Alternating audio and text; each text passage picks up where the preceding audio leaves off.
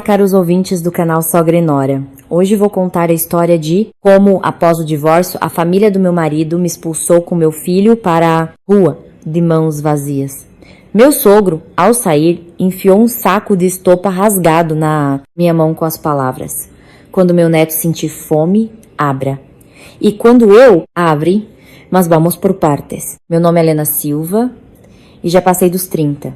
Um dia entrei na casa do meu marido cheia de esperanças.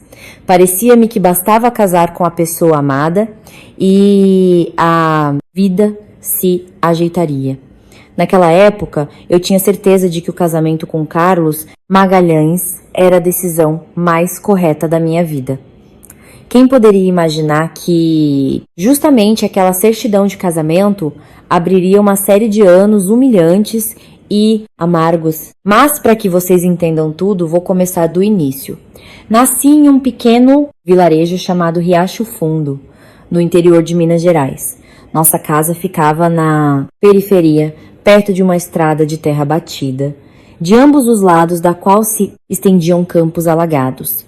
No verão, a terra rachava com o calor, e andar descalço era doloroso. E em dias de chuva, a água chegava até os tornozelos e a lama grudava nas botas. A velha casa de pau a pique dos meus pais estava completamente decrépita.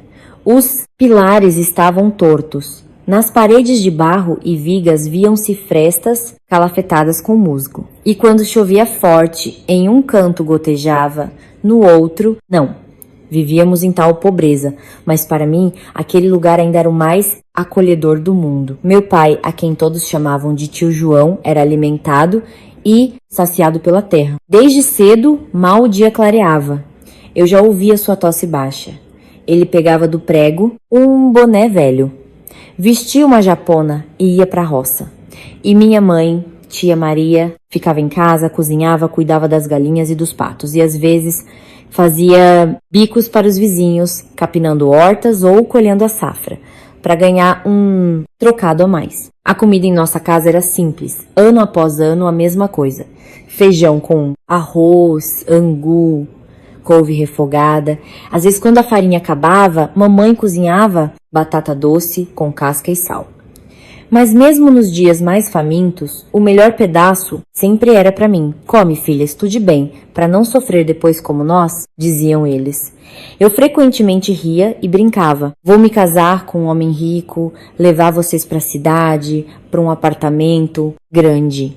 Mamãe me afagava a cabeça, sorria, mas seus olhos estavam tristes. Dizem que filha é como um galho cortado. Para onde a vida levará, não se sabe. Contanto que não seja para a mesma miséria que temos agora, já está bom. Naquela época, eu não dava importância a essas palavras, mas ao crescer, entendi o quão verdadeiras e amargas elas eram. Eu fui uma das poucas no vilarejo a concluir o ensino médio. Todos os dias eu ia de bicicleta velha, que meu pai conseguiu em algum lugar através dos campos e matagais. Meu único vestido decente estava cheio de remendos. Os colegas de classe riam. Helena, seu vestido parece uma colcha de retalhos.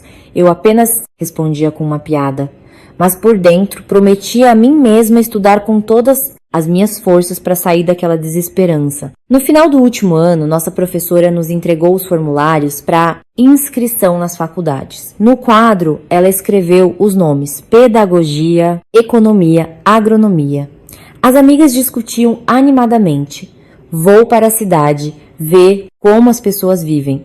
Se eu não for, vou ficar nesta lama a vida toda. Eu segurava a caneta e meus dedos tremiam. Na minha cabeça, uma imagem surgiu. Eu, com uma mochila, andando pelo corredor da faculdade, sentada em uma sala de aula iluminada. Mas à noite, quando vi meu pai, curvado, massageando as costas, doloridas, e minha mãe contando notas amassadas para comprar sementes, esse sonho se desvaneceu. À noite, mamãe perguntou: e então, Heleninha, a professora falou sobre onde você vai se inscrever? Eu mordi o lábio. Depois eu decido, mãe.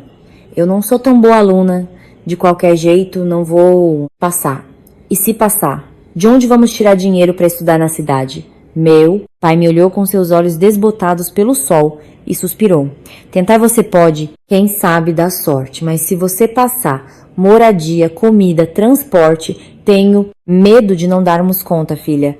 O coração apertou de dor, não porque eles fossem contra, mas porque eu entendia o quão difícil era a vida deles. Bastava alguém na família adoecer gravemente e nós imediatamente ficávamos à beira do abismo, que dizer de vários anos de estudo na cidade, deitada na minha cama rangente e ouvindo o vento assobiar nas frestas, eu disse a mim mesma: alguém atravessa o oceano e eu vou atravessar o rio.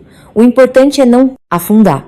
Justamente nessa época, quando eu estava perdida, uma conhecida da minha mãe, tia Tânia, veio nos visitar de Contagem. Ela trabalhava em uma fábrica de tecidos na zona industrial e contava sobre a vida na cidade de uma forma tão fascinante.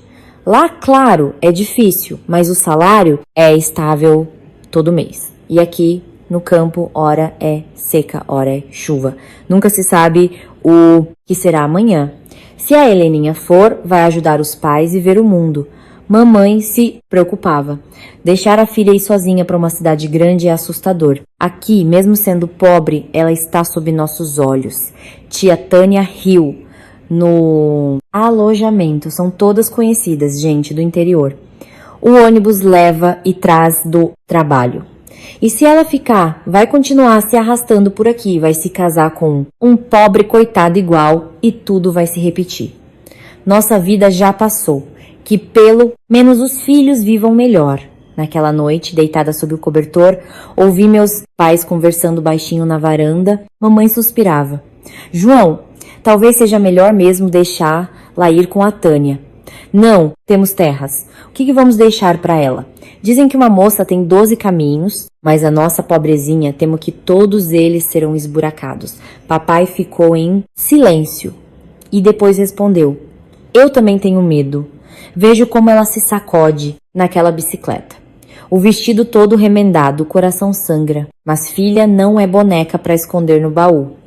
Deixa ela decidir por si mesma. Não podemos prender lá a nós para sempre. Ouvindo-os, senti amor e a compreensão de que era hora de fazer uma escolha. Na manhã seguinte, enquanto mamãe amassava o pão, eu me aproximei e disse com firmeza: mãe, me deixe ir para Contagem com a tia Tânia. Não vou para a faculdade, vou trabalhar. Vou mandar dinheiro para vocês pagarem as dívidas e consertarem o telhado. E depois, se tiver sorte, me caso com um homem bom. Terei minha própria casa e vocês não terão tanta vergonha.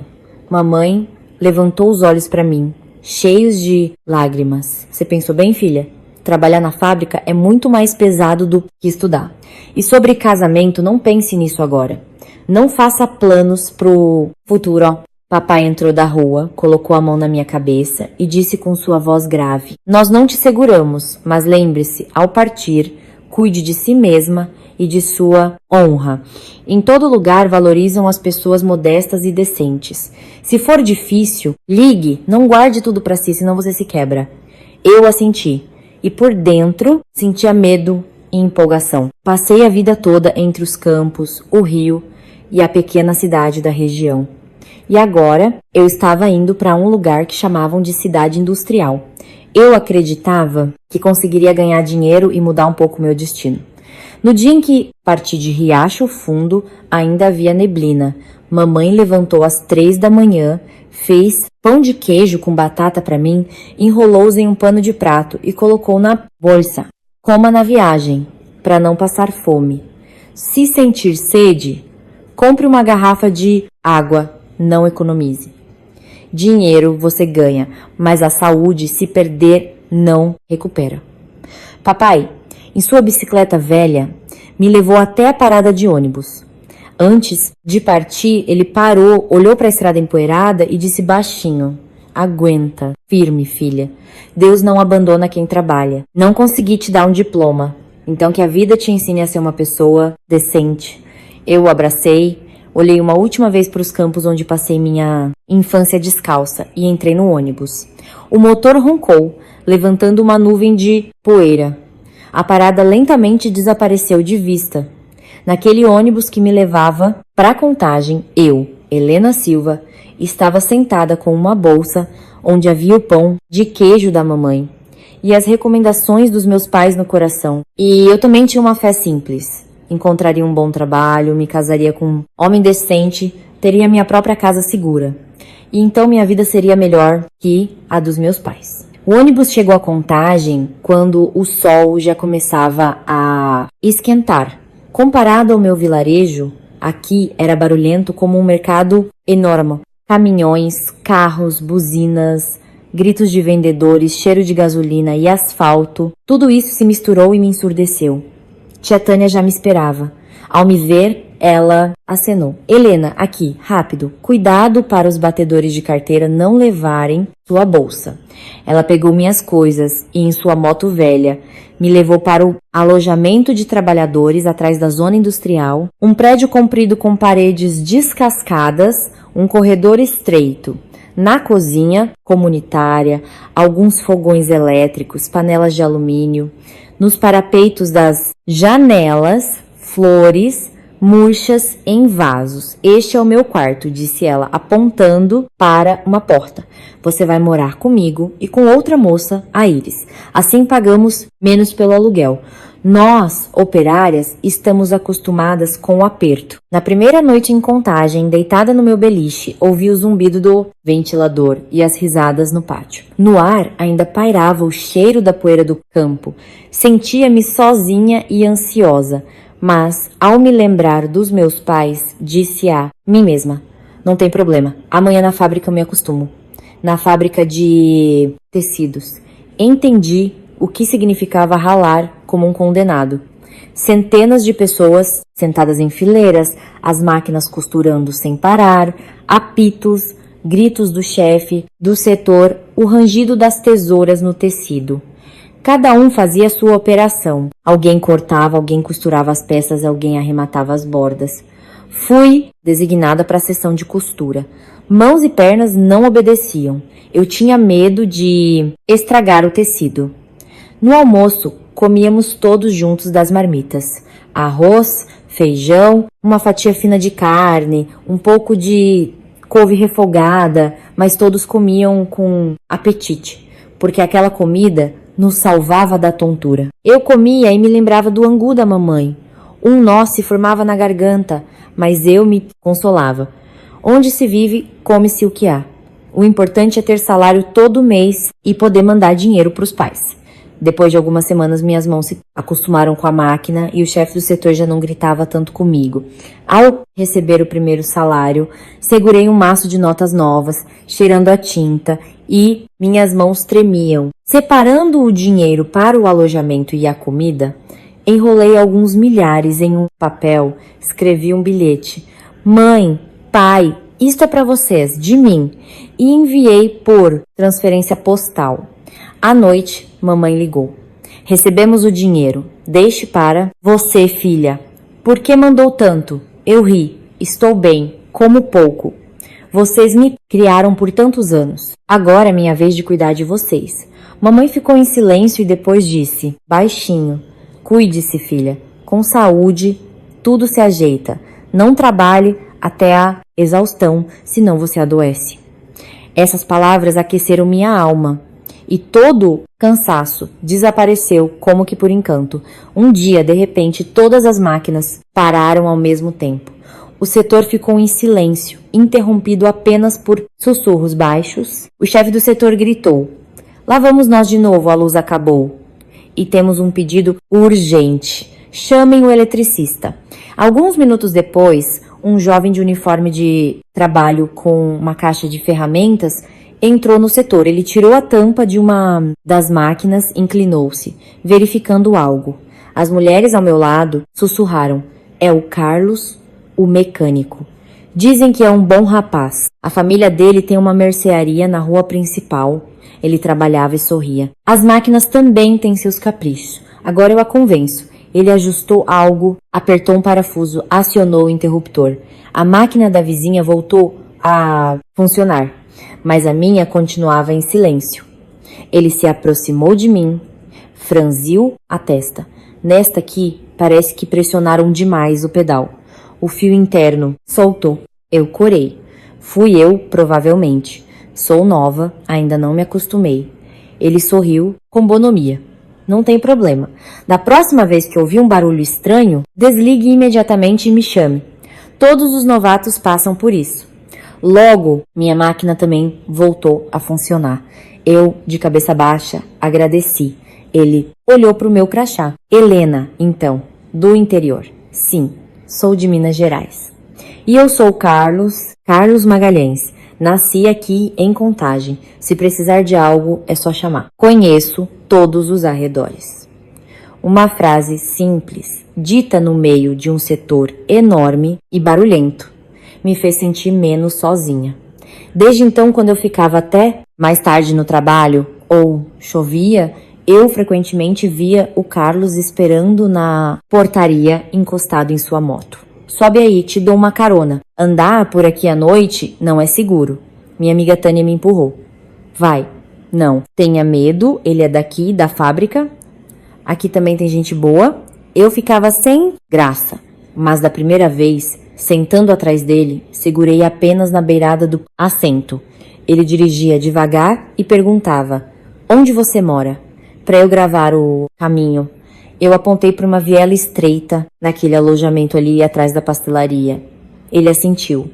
Conheço o lugar, da próxima vez se for ficar até tarde me liga que eu te levo. Fico preocupado quando uma moça anda sozinha no escuro. As palavras fico preocupado soaram tão simples, mas para mim, longe de casa, elas ressoaram com calor no coração. Depois de algumas vezes, me acostumei e já não ficava tão tímida. No caminho, ele contava que sua família morava em uma casa própria em uma das ruas principais. Os pais tinham uma pequena mercearia. Não somos ricos, claro, mas vivemos melhor que muitos. Eu trabalho como mecânico e depois penso em ajudar meus pais. Não quero ir para outro lugar. Ao ouvir sobre a casa própria, imaginei involuntariamente a casinha decrépita dos meus pais, onde, durante a chuva, era preciso colocar bacias. E de repente pensei, essas pessoas têm um chão firme sob os pés.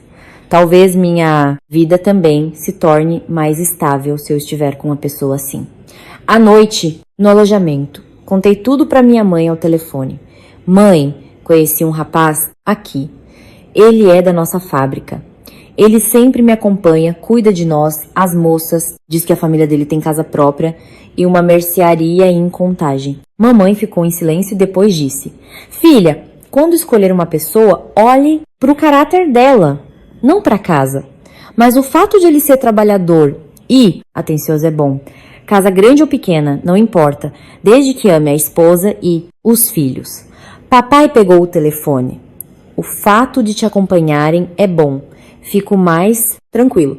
Mas lembre-se, seja modesta, não se deixe humilhar. Amor é amor, mas tenha seu orgulho. Eu, claro, concordava com tudo. Desligando, deitei no meu beliche e ouvi a chuva batucar no telhado. A alma ficou mais leve. Pensei, cheguei aqui de mãos vazias e agora tenho um emprego. Posso mandar dinheiro para casa. E há uma pessoa que cuida de mim. Talvez Deus realmente não se afaste de quem trabalha. Eu nem suspeitava que aquele jovem que me esperava nas vielas escuras depois do turno se tornaria meu marido e depois ficaria sentado em silêncio enquanto sua mãe colocava diante de mim o pedido de divórcio e mencionava a quantia de R$1 milhão. Mas então, naquele momento, aos meus olhos, ele era meu pequeno Deus, em quem eu acreditava. Fechei os olhos e imaginei uma cena. Um dia, eu de véu branco, e ele me levando para sua casa. Meus pais do vilarejo sentados na primeira fila, e eu pensava, finalmente, o casamento será meu porto seguro. Minha vida nômade acabou. Nós namoramos por quase um ano, quando Carlos disse baixinho. Falei com minha mãe. Vamos nos casar no ano novo. Eu não acreditei no que ouvi. O coração disparou. É verdade? E sua mãe não se opôs. Ele sorriu. Ela, claro, resmungou um pouco, mas depois concordou. Não se preocupe. Guardei essa notícia como um tesouro e imediatamente liguei para o vilarejo. Mamãe, do outro lado da linha, ficou em silêncio por um longo tempo e depois chorou. Então você também, filha, encontrou sua felicidade. Eu e seu pai vamos colher a safra, vender e tentar juntar para um traje decente para você. Algumas semanas depois, toda a nossa família estava envolvida nos preparativos do casamento. Papai, até tarde da noite, consertava a mesa velha. Mamãe remexia em seu modesto estoque de tecidos para me fazer um vestido. O tecido não era caro, mas era o vestido mais novo da minha vida. Quando o experimentei, mamãe ficou admirando por um longo tempo. As outras noivas têm vestidos de seda e veludo, e a minha filha tem um simples. Mas importante é que ela seja feliz. Veja se está bom, talvez precise ajustar em algum lugar. Vesti o vestido vermelho e me olhei no espelho embaçado. Pela primeira vez, me senti parecida com aquelas noivas dos cartões postais. Papai, parado na porta, disse: olha só, a filha do tio João hoje está parecendo uma rainha. Mamãe se virou, seus olhos estavam úmidos. Lá em Contagem, se comporte bem, seja respeitosa com os pais dele, para que ninguém diga que a gente do interior é mal educada. Eu assentia, mas por dentro pensava: eu prometo. O casamento foi na casa do Carlos, naquela mesma rua com movimento intenso. No dia do casamento, uma pequena van veio nos buscar no vilarejo. Os vizinhos correram para ver, alguns elogiavam. Olha só, o noivo veio de carro, então não são pobres. Outros sussurravam: a Helena teve sorte. Dizem que eles têm uma mercearia. Eu estava sentada no carro, segurando um buquê de flores artificiais e senti alegria e ansiedade. Quando chegamos, vi que na frente da casa havia uma grande tenda montada, decorada, com fitas coloridas. Dos alto-falantes, a música soava alta. Dentro, havia mesas redondas cobertas com toalhas brancas e convidados bem vestidos. Carlos me pegou pela mão. Não tenha medo, estou ao seu lado. Seus pais vieram nos receber. Sua mãe, Tamara, usava um terno caro, com um penteado alto e joias de ouro. Ela lançou um olhar rápido para meus pais em suas roupas simples do campo, depois para mim. Seguindo a tradição, o mestre de cerimônias me entregou uma bandeja com pão e sal. Com as mãos trêmulas, entreguei à minha sogra. Ela pegou, olhou de relance e disse: para que todos ouvissem. Do interior, os pais trabalham na roça. Bem, se for modesta, tudo bem. O importante é se acostumar com a vida na cidade. Minhas bochechas arderam. Minha mãe, que estava atrás, sorriu forçadamente. A irmã do Carlos, Irene, rapidamente pegou a bandeja de mim. Deixa comigo, a noiva do interior provavelmente não está acostumada com essas coisas. Suas palavras, ditas em tom de brincadeira ou a sério, provocaram risos em alguns convidados. Eu estava parada no meio daquela grande tenda com meu vestido vermelho e me sentia tão pequena e estranha. A cerimônia em casa seguiu o roteiro. Do lado do noivo havia principalmente empresários, todos impecavelmente vestidos. Eu ouvia trechos de conversas. Aquele de bigode é o Pedro. Ele tem um negócio de móveis. Os negócios vão de vento em popa. A filha dele, Verônica, é inteligente, com ensino superior, uma beleza. Provavelmente em breve ela também terá um casamento assim suntuoso. Alguém apontou a câmera do celular para mim. A irmã mais nova do meu marido, Silvia, riu. Nossa, a noiva é tão fofa, uma verdadeira caipirinha. Eu vou postar uma história no Instagram. Ao ouvir a palavra caipirinha, senti novamente uma pontada, mas continuei sorrindo. Meus pais estavam sentados em uma mesa distante. Eles pegavam a comida timidamente, quase sem levantar os olhos. Papai sussurrava para a mamãe: não tem problema, Maria, o importante é que a filha seja feliz, nós aguentamos. Mamãe assentia, mas eu via como ela apertava um guardanapo nas mãos.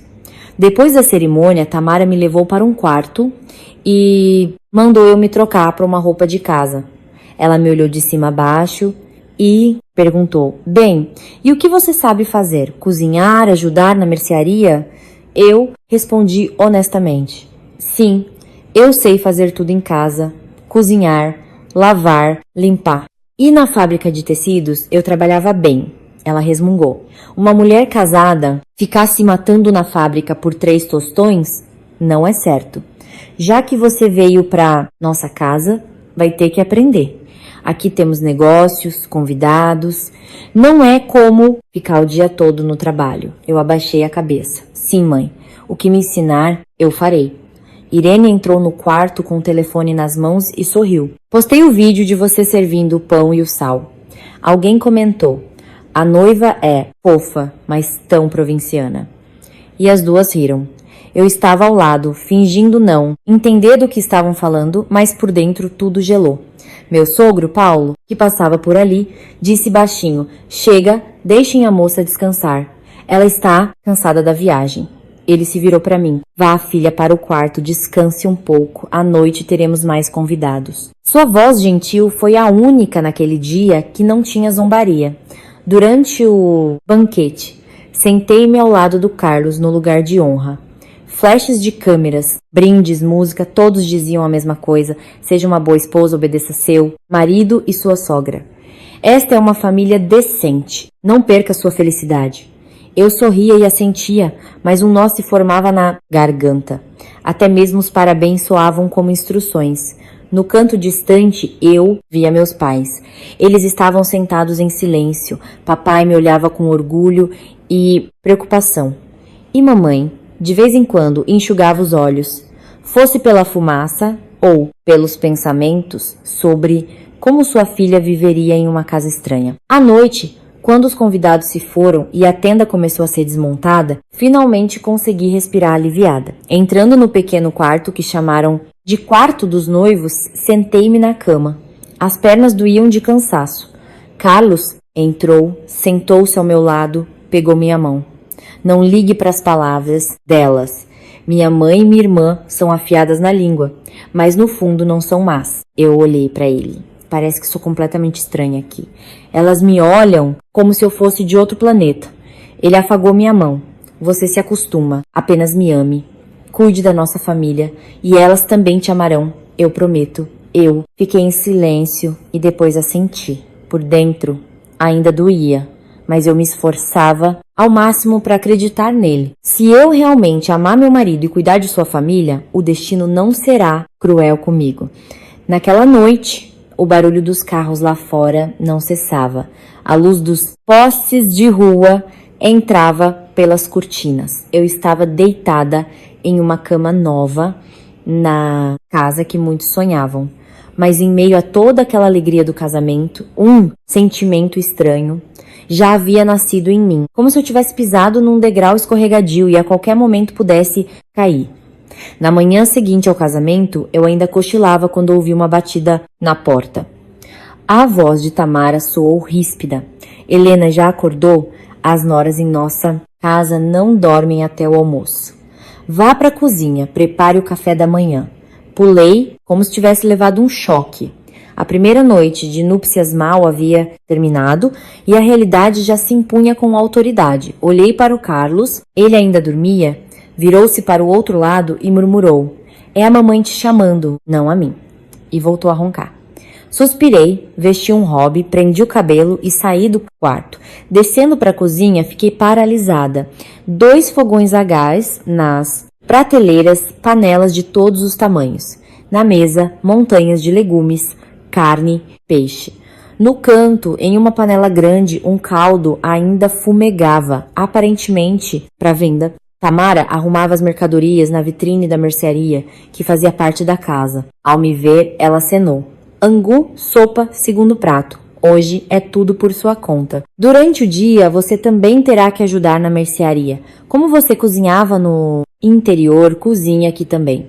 Só tome cuidado para não salgar ou adoçar demais. Nossos gostos aqui são outros. Eu balbuciei. Sim, vou tentar. Não é tentar, é fazer. A partir de hoje, esta é sua obrigação. Entendeu? Ela disse e saiu. Fiquei sozinha no meio de uma cozinha desconhecida. Respirando fundo, tentei me acalmar. Eu sempre cozinhei em casa. O que há de tão assustador nisso? Coloquei o fubá na panela, olhei na geladeira um pouco de costelinha de porco, alguns peixes, legumes. Decidi preparar o que minha mãe sempre fazia: angu, peixe frito e salada de legumes frescos. Enquanto eu me ocupava, Silvia, a irmã mais nova do meu marido, desceu. Ela escovava os dentes e ao mesmo tempo rolava o feed do celular. Ao me ver, ela sorriu. A noiva caipirinha já tá no fogão. Deixa eu gravar um vídeo. A primeira manhã da nora na casa da cidade. Ela levantou o celular e apontou para mim. Esta é minha nova cunhada. Aprendendo a cozinhar em uma cozinha moderna. Fiquei sem graça. Silvia, não. Filme. É constrangedor. Ela fez beicinho. Qual o problema? Na internet filmam coisas piores. Tudo bem, vou borrar seu rosto, não se preocupe. Mas eu sabia que ela não borraria nada. Mordi o lábio e me virei para a tábua de cortar, tentando engolir o nó na garganta. A sopa começou a ferver. Adicionei um pouco de sal e temperos como mamãe fazia. O angu estava quase pronto. Eu estava fritando peixe. Os cheiros se espalharam por toda a cozinha. De repente, me lembrei da minha mãe. Se ela sentisse esse cheiro, certamente me elogiaria. Esse pensamento me aliviou um pouco. Quando tirei a tampa da panela de angu, meu coração foi parar nos pés. Por cima, o angu estava soltinho, mas no fundo, uma crosta amarela queimada. Aparentemente, eu coloquei pouca água. Em pânico, comecei a mexer o angu, tentando esconder os pedaços queimados no fundo. Talvez ninguém perceba, murmurei. Mas naquele momento, Irene entrou na cozinha. Ela era como um scanner, procurando por erros. Ela levantou a tampa, cheirou o ar. Meu Deus, que cheiro de queimado é esse? Ela pegou uma colher, passou pelo fundo e tirou alguns grãos queimados. Olha aqui. E a mamãe ainda dizia: uma mulher que nem consegue cozinhar um angu não serve para nada. Ao grito dela, Tamara apareceu. Ela olhou para a panela, depois para a sopa, provou um pedaço de peixe. Silvia também apareceu na cozinha e riu. Mãe, angu, queimado, se postar no TikTok, vai ter muitas visualizações. Corei até a raiz dos cabelos. Desculpe, mãe, é a primeira vez, ainda não me acostumei com o fogão de vocês. Da próxima vez, serei mais atenta. Mas ela me interrompeu. Isto aqui não é um curso de culinária. Comida é coisa séria, não é brincadeira. Dizem que uma boa esposa se conhece pelo marido e pela forma como ela cozinha. Se você nem consegue cozinhar um angu, que tipo de esposa você é? Irene acrescentou. Mãe, não seja tão dura. Talvez no interior deles todos comam angu queimado. Essas palavras, ditas com um leve sorriso, foram como um tapa na cara. Nesse momento, meu sogro, Paulo, saiu de seu quarto. Ele tossiu e disse, com sua voz rouca: chega de barulho, deixem a moça se acalmar. Primeiro dia, quem não erra? Ele se aproximou, olhou para a panela e disse: não tem problema, sirva a parte de cima e deixe-o queimado. A sopa parece estar cheirosa. Ele se virou para mim: filha, da próxima vez é só colocar um pouco mais de água. Nada de grave aconteceu. Com apenas essa palavra, meus olhos arderam. Virei-me rapidamente para a mesa, fingindo cortar legumes, para que ninguém visse minhas lágrimas. O primeiro almoço em família. Com ansiedade, eu arrumava a mesa. Servi apenas a parte de cima do angu, coloquei a sopa no centro, ao lado o peixe e a salada. Eu observava quem comia o quê. Silvia pegou um pedaço de peixe, mastigou e largou o garfo. Nossa, que salgado. Nora, coloque menos sal. Aqui ninguém come assim. Para depois beber litros de água. Irene provou a sopa e fez uma careta azeda. Talvez no interior estejam acostumados assim. Mas minha mãe e meu pai têm estômago fraco. Não podem comer isso. Eu disse timidamente. Eu cozinhei como minha mãe ensinou. Da próxima vez, colocarei menos sal e vinagre. Tamara largou a colher e deu o veredito. Tudo bem, a partir de hoje eu mesma vou dizer o que e como cozinhar. Não podemos nos dar ao luxo de ter uma nora desajeitada, entendeu, Helena? Eu assenti sussurrando. Sim, e por dentro tudo se apertou, mas não ousei contestar. Apenas Paulo comia devagar, pegou mais, um pedaço de peixe, serviu-se de mais sopa e virando-se para mim disse: faz tempo que não como uma sopa do interior assim, um pouco forte, mas eu gosto. Não fique triste. Dizendo isso, ele tossiu forte, agarrando o peito. Tamara lançou-lhe um olhar irritado. Sempre tossindo, eu te digo para ir ao médico. E você fica se tratando por conta própria. Ele acenou com a mão. Nos hospitais só se perde tempo. Não quero. Olhando para seu rosto emagrecido, senti pena.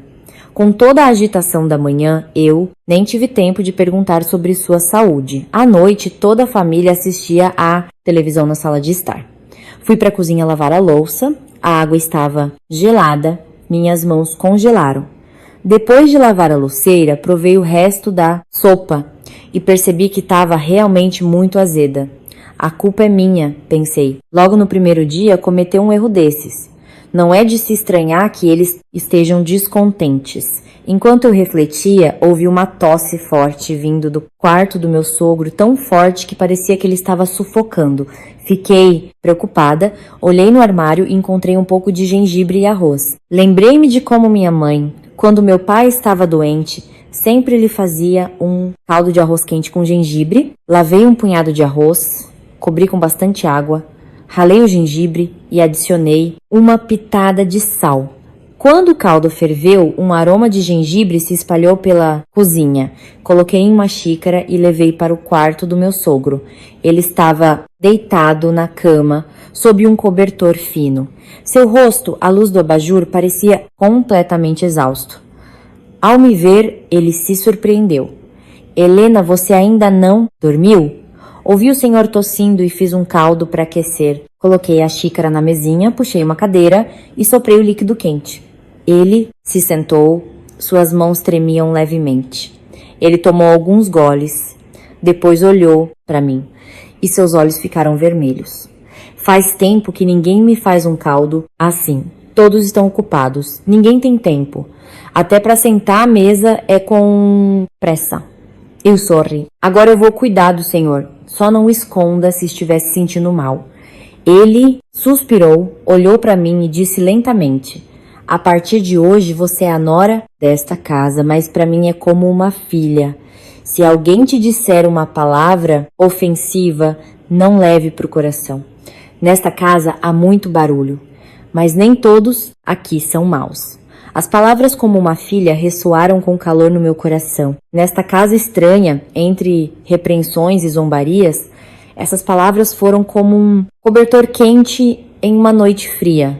Juntei as mãos. Obrigada, pai.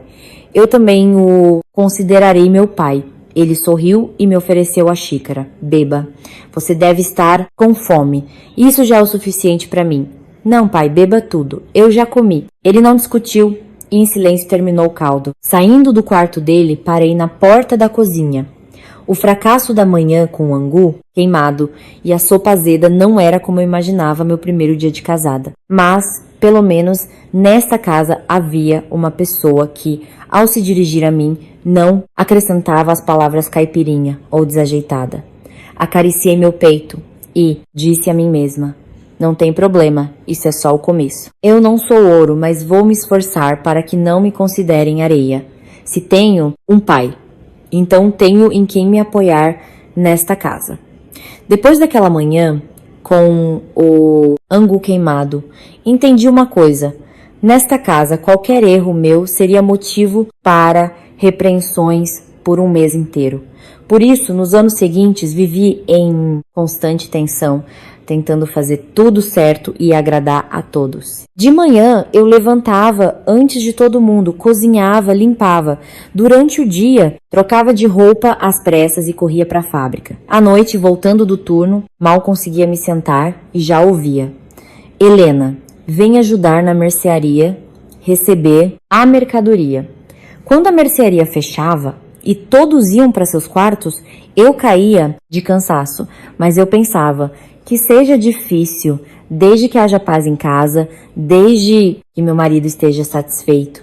e que meus pais no vilarejo saibam que a filha deles tem um teto sobre a cabeça. Ao receber o primeiro salário depois do casamento, 30 mil, segurei o dinheiro nas mãos e não acreditei na minha felicidade. No vilarejo, eu nem imaginava que receberia tanto dinheiro. Já pensava em como mandar uma parte para meus pais, para que minha mãe não precisasse mais economizar na comida. Mas assim que entrei em casa, minha sogra perguntou: "Recebeu o salário?" "Dê aqui, vou contar." Fiquei paralisada. "Sim, acabei de receber." Ela estendeu a mão. "Dê aqui. Em nossa família, todo dinheiro fica num só lugar. Assim é mais fácil administrar a casa." O Carlos também me deu o cartão de salário dele, para que vocês não façam besteiras. Hesitante, peguei o dinheiro e o novo cartão do banco e entreguei a ela.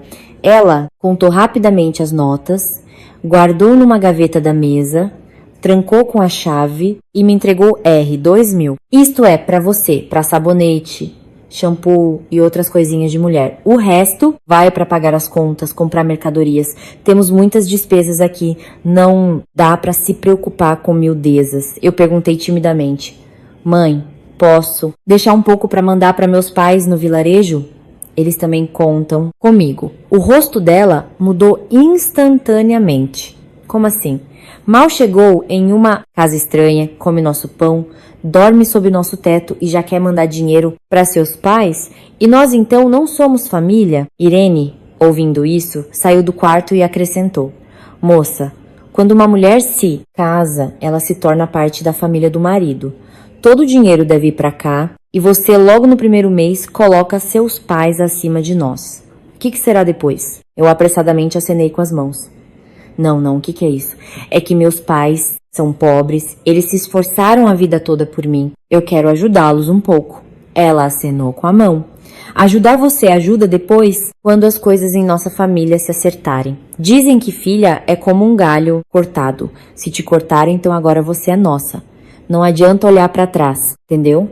Mordi o lábio e sussurrei baixinho: "Sim." À noite liguei para casa e menti: "Mãe, este mês descontaram o meu seguro. Não sobrou quase nada.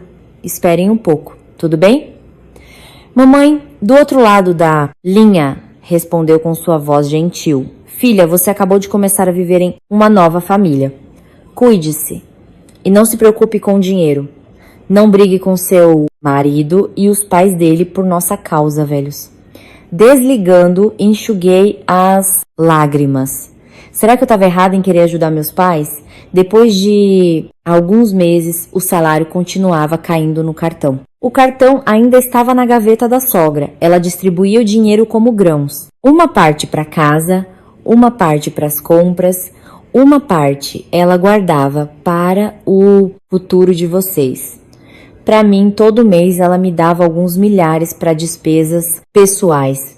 Um dia, tomei coragem e disse ao Carlos: "Carlos, eu quero mandar um pouco de dinheiro para meus pais no vilarejo todo mês." Um pouco, só para mostrar que me lembro deles. Ele estava sentado na cama, desabotoando a camisa, e respondeu com indiferença: "Fale com a mamãe. Todo dinheiro tá com ela.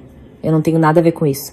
Mas a mamãe, assim, que ouve falar dos meus pais, fica brava. Talvez você pudesse falar por mim?" Ele suspirou: "Não complique minha vida. Você conhece minha mãe. Se eu disser alguma coisa, ela vai começar a gritar que tô defendendo a esposa. Que esqueci da mãe. Aguente um pouco, depois a gente pensa em algo. Além disso, agora nós mesmos precisamos de dinheiro." Eu olhei para ele. "E meus pais não precisam? Eles são pobres." "Você pelo menos uma vez perguntou como eles estão?" Ele ficou em silêncio, desviando o olhar. "Tudo bem, chega disso. Eu já estou entre duas fogueiras, estou cansado." E de novo essa frase, entre duas fogueiras. Parece que, em qualquer situação, ele estava entre duas fogueiras. E eu sempre era a culpada. Sem ousar discutir, eu só podia me conformar. Toda vez que comprava legumes ou carne no mercado, pedia as notas fiscais e as guardava num pequeno caderno de capa azul que escondia no fundo do armário. Eu anotava: maio, 5 kg de arroz, tanto, conta de luz, remédio para tosse pro pai. Eu mantinha esses registros não para apresentar a conta depois, mas para me lembrar. de que eu não era uma aproveitadora. Um dia, tive que comprar uma caixa de leite extra para o sogro e usei meu próprio dinheiro. À noite, a sogra, vendo a embalagem, perguntou: "Quem comprou isso?" Fui eu, para o pai. Ela semicerrou os olhos. "Com que dinheiro?" "Eu economizei nas compras." Ela resmungou friamente. "Se economizou, deveria ter me dado, não adianta ter seu próprio dinheiro. Entendeu? Mas tudo bem, desta vez eu perdoo. De agora em diante, tudo que diz respeito a esta casa deve ser acordado, para que depois não digam que estou me apropriando do dinheiro de vocês." À noite, abri meu caderno e adicionei uma linha: "Leite para o pai, do meu dinheiro." Anotando isso, senti um certo alívio. Pelo menos se algum dia alguém dissesse que eu estava vivendo às custas deles, eu teria este caderno. Quanto mais eu vivia, mais claro entendia que tudo nesta casa girava em torno de dinheiro e poder. O dinheiro estava nas mãos da mãe e o poder também. Irene sempre concordava, Silvia gravava vídeos e o Carlos preferia ficar em silêncio. Um dia juntei toda a minha coragem e disse a ele: "Carlos, somos marido e mulher. Eu não te peço dinheiro para mim, mas quando se trata de ajudar meus pais, você poderia me apoiar, mas você sempre fica do lado da sua mãe." Carlos, sem tirar os olhos do telefone, respondeu: "Eu já te disse, não me coloque em uma situação de escolha. Você é minha esposa e ela é minha mãe. Eu amo vocês duas. Aguente um pouco, depois eu te compenso por tudo." Eu ri. Como vai compensar? Com promessas. Ele se irritou. "Você está se tornando insuportável. Vivendo com minha mãe, você deveria ter entendido o caráter dela. Não compare esta casa com seu vilarejo. Em todo lugar as suas regras. E em nossa casa quem estabelece as regras é a mamãe." Essas palavras puseram um ponto final no meu casamento. Quem estabelece as regras é a mamãe. E eu sou a nora, a empregada e uma estranha, de quem nada depende. Mas ainda assim, havia momentos que não me deixavam desistir. Quando, à noite, Paulo tossia muito, eu pegava um travesseiro e dormia no sofá da sala, para que se ele precisasse de água eu pudesse ouvir. Um dia, ele chamou baixinho: "Helena, você não tá dormindo?" "Não, pai. Precisa de alguma coisa?" "Eu só queria perguntar, você não se arrepende de ter se casado com o Carlos?" Essa pergunta me pegou de surpresa. Fiquei em silêncio por um longo tempo e depois respondi: "O que aconteceu, aconteceu. Quando me casei, pensei que o mais importante era ter um teto sobre a cabeça e um marido decente. Agora tá difícil, mas eu aguento. Tenho medo apenas de uma coisa, que um dia me expulsem desta casa de mãos vazias." Paulo suspirou, e esse suspiro soou como se uma pedra tivesse sido jogada na água. "Eu estou velho. O que eu puder fazer por vocês, eu farei. Não quero que ninguém saia desta casa de mãos vazias, mas há coisas em que sou impotente." Ouvindo isso, senti meus olhos arderem. Parece que nesta casa grande apenas duas pessoas me viam de verdade: Paulo e eu mesma. E assim se passavam meus dias. Minha vida era como uma sopa em um restaurante de beira de estrada. Por fora, parecia quente, mas por dentro, uma mistura de todos os sabores possíveis. Eu era nora, empregada e convidada na minha própria vida. Às vezes, eu abria meu pequeno caderno e relia os números, não para cobrar uma dívida, mas para me lembrar do que eu passei, para que se um dia eu decidisse ir embora, não me arrependesse. Se eu tivesse aguentado um pouco mais, eu sei. Não sei quando, mas um simples desejo feminino nasceu em mim: ter um filho para não me sentir tão sozinha nesta casa estranha. Depois de mais de um ano como nora, acostumei-me a ser acordada ao amanhecer, a que meu salário passasse pelas mãos da minha sogra e até mesmo a frase: "Não, podemos nos dar ao luxo de ter uma nora desajeitada." Mas toda vez que via mulheres com carrinhos de bebê na rua, eu colocava a mão na barriga e sussurrava: "Se eu tivesse um filho, talvez eles se tornassem mais gentis comigo." E então Um dia minha menstruação atrasou. Eu me sentia fraca e cansada. Comprei um teste e às escondidas o fiz no banheiro. 2 listras brilhantes. As mãos tremeram, o coração disparou. Foi como quando recebi meu primeiro salário. Só que o sentimento era muito mais forte. À noite, esperando o Carlos, mostrei-lhe o teste. Eu sorria e as lágrimas escorriam pelo meu rosto. Carlos, estou grávida. Ele arregalou os olhos. É verdade? De quanto tempo? Provavelmente mais de 1 mês. Ele me abraçou e riu alegremente. Então, em breve serei pai. Amanhã mesmo diremos à mamãe. Naquela noite, dormi abraçando minha barriga e pensei, agora que terei um filho, minha posição na casa se fortalecerá. Pelo menos, serei a mãe do neto deles. Mas a reação da minha sogra não foi nada como eu imaginava. Ao ouvir a notícia, ela não se alegrou, apenas franziu a testa. É verdade? Talvez o teste tenha errado? Bem, tudo bem. Espero que nasça um menino para ter quem continue nosso nome. Irene imediatamente acrescentou. Sim, mãe. Se o primeiro neto for menina, é um mau presságio. Tem que ser um herdeiro para ter quem acenda uma vela por nós. Ouvi isso e minha alegria diminuiu, mas me acalmei. Menino ou menina, é meu filho. Talvez eu tenha sorte. Alguns meses depois fiz um ultrassom. O médico, olhando para a tela, sorriu. Parece que você terá um garotão. Carlos ficou feliz e correu para casa se gabar. Mãe, o médico disse que provavelmente será um menino. Só então Tamara sorriu sinceramente. Isso é bom, é assim que deve ser. Meu filho precisa ter um herdeiro. As palavras herdeiro me fizeram sentir como uma árvore que deve dar o fruto que agrada aos donos. Durante toda a gravidez, minha alimentação se tornou um campo de batalha. Minha sogra me proibia de comer de tudo. Não coma coisas ácidas, senão o bebê vai babar. Não coma peixe, senão a pele dele vai cheirar. Não beba gelado, não ria alto, não assista a filmes tristes. Minha cabeça girava. Um dia, senti tanta vontade de comer picles que, às escondidas, comprei um pote. Mal abri e a Silvia me pegou. Mãe, a Helena está grávida e comendo picles. Tamara correu e arrancou o pote da minha mão. Você quer dar à luz a quem? Depois ele vai chorar dia e noite. Não reclame. Engoli em seco. Sentia-me magoada e amargurada. Quanto mais perto da data do parto, mais rigorosamente ela me controlava. Carlos, por sua vez, estava sempre ocupado, ora com horas extras, ora com reuniões com clientes. À noite, ele chegava, tomava um banho rápido e deitava com o celular. Durma. Eu ainda vou checar meus e-mails. Eu ficava deitada, virada para a parede e, acariciando a barriga, sussurrava. Aguenta firme, meu pequeno. A mamãe não pode ficar doente, senão quem vai cuidar de nós? Começaram as contrações.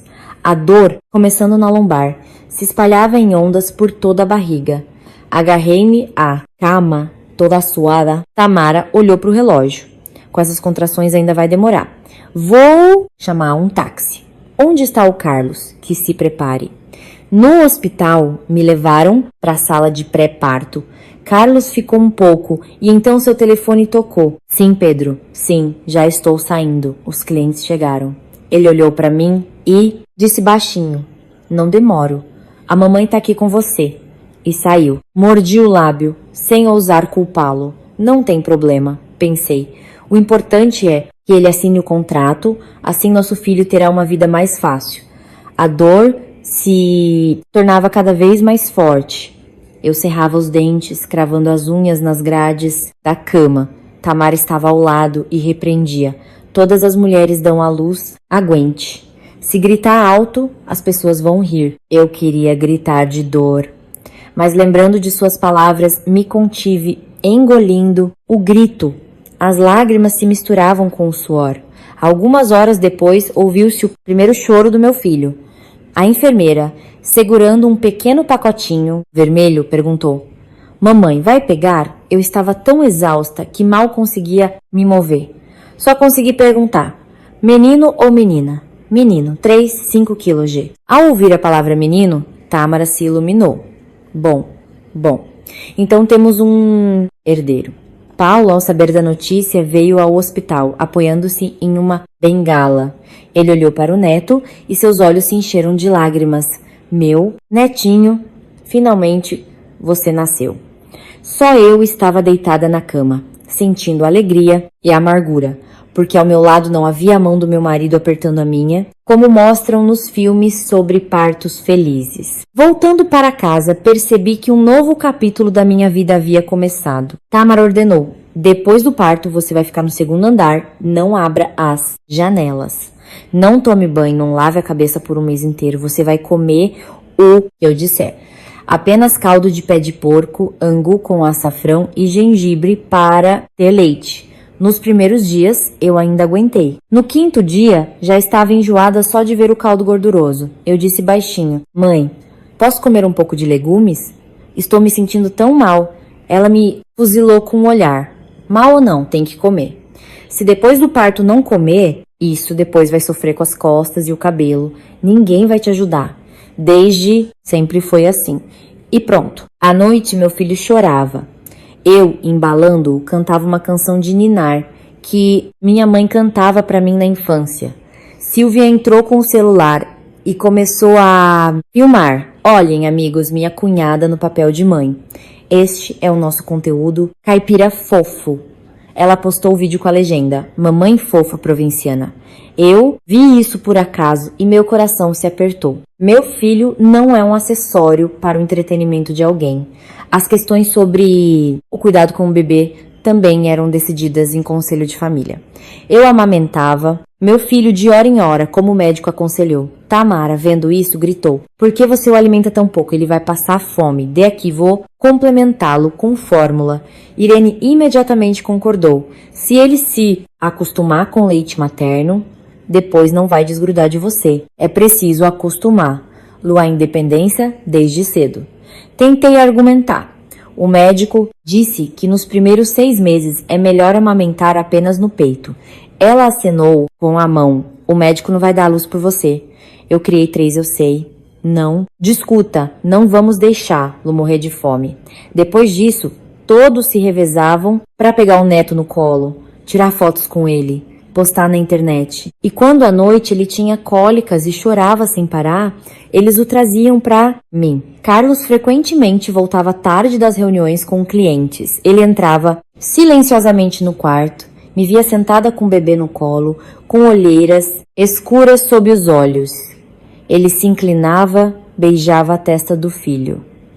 Silêncio. Meu filho, deixa o papai dormir. Eu olhava para ele e queria dizer: segure-o um pouco. Mas, vendo seu rosto cansado e sentindo o cheiro de álcool, ficava em silêncio. Ele se deitava, virava-se para a parede e em poucos minutos já estava roncando. A casa inteira dormia, só eu não dormia. Com uma mão, eu embalava meu filho, com a outra o abanava, cantando baixinho. Na minha cabeça ecoavam as palavras da minha mãe. Uma moça tem 12 caminhos. Acontece que eu pensei ter encontrado meu porto seguro. Um marido com profissão, uma casa na rua principal, mas na verdade, mesmo com um filho no colo, eu ainda estava à deriva, sem saber onde era minha margem. Em meio a todas essas repreensões e instruções, apenas Paulo era diferente. Quando à noite meu filho chorava muito, ele batia na nossa porta. Helena, posso entrar? Ajudar? Eu abria. Sim, pai. Entre. Ele se sentava na beirada da cama e com suas mãos trêmulas pegava o neto. Dê, aqui eu o embalo e você beba um pouco de água, descanse um pouco. À luz do abajur, ele o embalava baixinho. Nana neném, meu netinho, durma, meu pequeno. Sua mãe está tão cansada. Sua voz era rouca, mas tão terna. Às vezes, ele tirava do bolso algumas notas amassadas. Tome, filha. Compre fraldas ou coelhos para o neto. O dinheiro que está em casa, não ouso tocar, senão haverá outro escândalo. Eu queria recusar, mas as lágrimas escorriam sozinhas. Pai, guarde para seus remédios. Meus remédios já não me ajudam. E se eu fizer algo pelo neto, me sinto melhor. Nesses momentos eu sentia que não estava completamente sozinha. Nesta casa, onde minha voz não significava nada, havia uma pessoa que me chamava carinhosamente de filha. Eu olhava para a janela entreaberta, a luz dos postes de rua, os carros passando, a vida de outras pessoas seguia seu curso e eu estava deitada nesta casa estranha, ouvindo o choro do meu filho e as lições de moral intermináveis. E me perguntava, se um dia eu for embora daqui, alguém acreditará que eu me esforcei ao máximo? Quando nosso Paulinho completou 1 ano, um novo nome começou a ser ouvido com mais frequência na casa, Verônica. Carlos, de repente, ficou ainda mais ocupado. Ele viajava frequentemente para reuniões com a mãe e alguns parceiros de negócios. Tamara também mudou. Começou a se vestir com mais elegância, a usar cosméticos caros. À noite, ela costumava dizer, hoje vou a um banquete com gente de negócios. Fique de olho no menino aqui para ele não cair. No início, eu não dava importância, mas logo aprendi de cor 2 nomes. Um dia, voltando tarde, a sogra, tirando os sapatos, contava para Irene. Hoje, estivemos na casa dos Orlov. Pessoas sérias, vivem com estilo. E a filha deles, a Verônica, é um encanto, bonita, educada e sabe conversar. Vê-se logo que é uma mulher para grandes negócios. Irene imediatamente concordou. Sim, mãe. Se nos aparentarmos com gente assim, não precisaremos mais nos preocupar com dinheiro. É assim que as moças modernas devem ser, não como algumas que só sabem trabalhar na fábrica e se meter na cozinha. Eu estava sentada na sala com o Paulinho no colo e entendi que a indireta era para mim. Apertei meu filho com mais força e pensei, não tem problema, elas não estão falando de mim. Mas um dia, o Carlos também foi com a mãe ao banquete dos Orlov. Antes de sair, ela o instruiu. Dê uma boa olhada lá. A Verônica está te olhando com interesse. Eles têm tudo. Só falta um genro decente. Ao ouvir isso, fiquei paralisada. Mãe, o que tá dizendo? O Carlos é casado. Ela me fuzilou com o olhar. Estou apenas dizendo. Não estou forçando-o a se divorciar. Nos negócios é preciso estar aberto a novas oportunidades. E você, vá cuidar do seu filho. Não se meta nos assuntos dos adultos. Não encontrei palavras para responder. À noite, quando eles saíram, só restamos eu, Paulinho e Paulo em casa. Ele olhou para o meu rosto e entendeu tudo. Não leve para o coração, filha. Os mais velhos falam de negócios. Isso ainda não significa nada. Eu sorri torto. Não tenho medo quando eles apenas falam.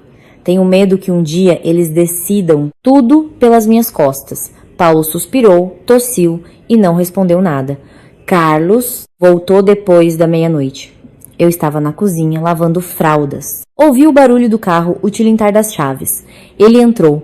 Cheirava a perfume caro. Nas mãos segurava um pacote de presente. Ao me ver, ele estremeceu. Ah, você ainda não dormiu? Tô lavando. Ele se sentou numa cadeira e tirou os presentes do pacote. Nada de especial. Olhe, cosméticos caros, doces importados, vinho, as pessoas deram. Eu olhei para tudo aquilo e o cheiro do perfume em sua camisa ficou ainda mais forte. Perguntei em tom de brincadeira ou a sério. Esse perfume certamente não é da fábrica. Deve ser assim que as damas da cidade cheiram. Ele coçou a nuca. Que isso, você diz cada coisa. No banquete havia muita gente, todos perfumados. O cheiro pegou. Não invente. Sentei-me em frente a ele. A mamãe disse que vocês estiveram na casa dos Orlov. A filha deles é realmente tão bonita e inteligente? Ele piscou e depois suspirou. Sim, Verônica, ela tem ensino superior. É chefe do departamento de... Pessoal, confiante. As pessoas gostam de mulheres assim agora. Mas não se preocupe, eu não fiz nada demais. Eu olhei para ele. Não tenho medo de que você faça algo. Tenho medo que um dia a mamãe e os Orlov se sentem à mesa de negociações e me coloquem na balança. Ele franziu a testa. De novo você com isso. Eu já estou me dividindo entre a mamãe e você. não me faça escolher. E de novo essa frase, não me faça escolher. Senti uma tristeza tão grande. Um dia à tarde, Irene entrou correndo em casa, agitando um cartão de visita brilhante. Nora, olha o que a Verônica me deu. Bonito, não é? Verônica, chefe do departamento de pessoal da empresa de móveis Progresso. Ela leu isso com admiração. Ela passou hoje na nossa mercearia, tomou café com a mamãe. Tão simpática. Eu disse que tem um irmão bonito. E ela apenas sorriu. Imagina que legal seria se ela se tornasse minha cunhada. Dizendo isso, ela colocou o cartão de visita na mesinha de vidro da sala, bem na minha frente. À noite, ao arrumar, peguei aquele cartão de visita. Papel grosso, letras em relevo, número de telefone, e-mail. O nome Verônica era como um grande ponto de interrogação na minha alma. Paulo, que passava por ali, perguntou: "O que você tá olhando aí, filha?" O cartão de visita daquela tal de Verônica. Dizem que ela é muito inteligente. Ele pegou o cartão, olhou de relance e o colocou de volta. A inteligência não está escrita em um papel. As pessoas são julgadas por seus atos. Não se compare com ninguém. You tell me tell. Não se humilhe. Eu sorri amargamente. Tenho medo que me comparem sem o meu consentimento. Ele me olhou com um olhar longo e triste. Não posso prever o que acontecerá nesta casa, mas lembre-se de uma coisa. Não deixe ninguém te convencer de que você é inferior aos outros só porque é de uma família pobre. A pobreza não é um defeito. Nos dias seguintes, o nome Verônica era mencionado à mesa com cada vez mais frequência. Ora, Verônica disse que eles têm parceiros estrangeiros. E se trabalharmos juntos, os negócios irão melhor. Ora, a filha dos outros tem ensino superior. Sabe se expressar diante de qualquer um. Não como algumas que só sabem olhar para o chão. Ouvindo isso, eu imaginava involuntariamente uma mulher esbelta e elegante, sentada ao lado do Carlos em jantares de negócios. E eu me via de avental, com as mãos sujas de farinha e o rosto cansado. Uma noite, quando Carlos saiu do banho, tomei coragem e perguntei: se um dia a mamãe te colocar diante de uma escolha, eu, sua esposa e mãe do seu filho, e a Verônica, que é mais adequada para sua carreira, quem você escolheria? Ele franziu a testa. Que perguntas estranhas são essas? Você já está imaginando que eu vou te abandonar? Não estou imaginando. Só quero saber, você mesmo já pensou nisso? Ele ficou em silêncio e depois disse uma frase que me deu um arrepio na espinha. Não pensei, porque sei que antes que eu precise escolher, a mamãe e os Orlov já terão decidido tudo por mim.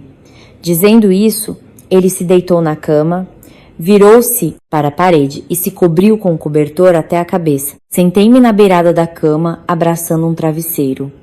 Pela primeira vez, entendi tão claramente as palavras da minha mãe. Eu pensei que já estava em mãos seguras, que me tornei esposa e nora.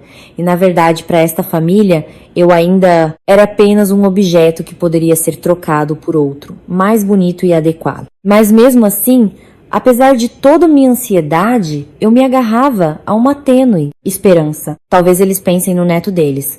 Talvez eles não ousem privá-lo da mãe. Eu nem suspeitava que muito em breve eu estaria sentada no meio daquela sala e minha sogra estaria falando sobre um divórcio amigável e me oferecendo R$1 milhão como compensação. Como se meu casamento fosse uma mercadoria a ser descartada. Desde que o nome de Verônica apareceu em nossa casa, a atmosfera mudou. Os olhares da minha sogra e de Irene se tornaram diferentes. Elas me olhavam não como uma nora, mas como um objeto velho que precisava ser substituído. Naquele dia, o tempo em Contagem estava nublado.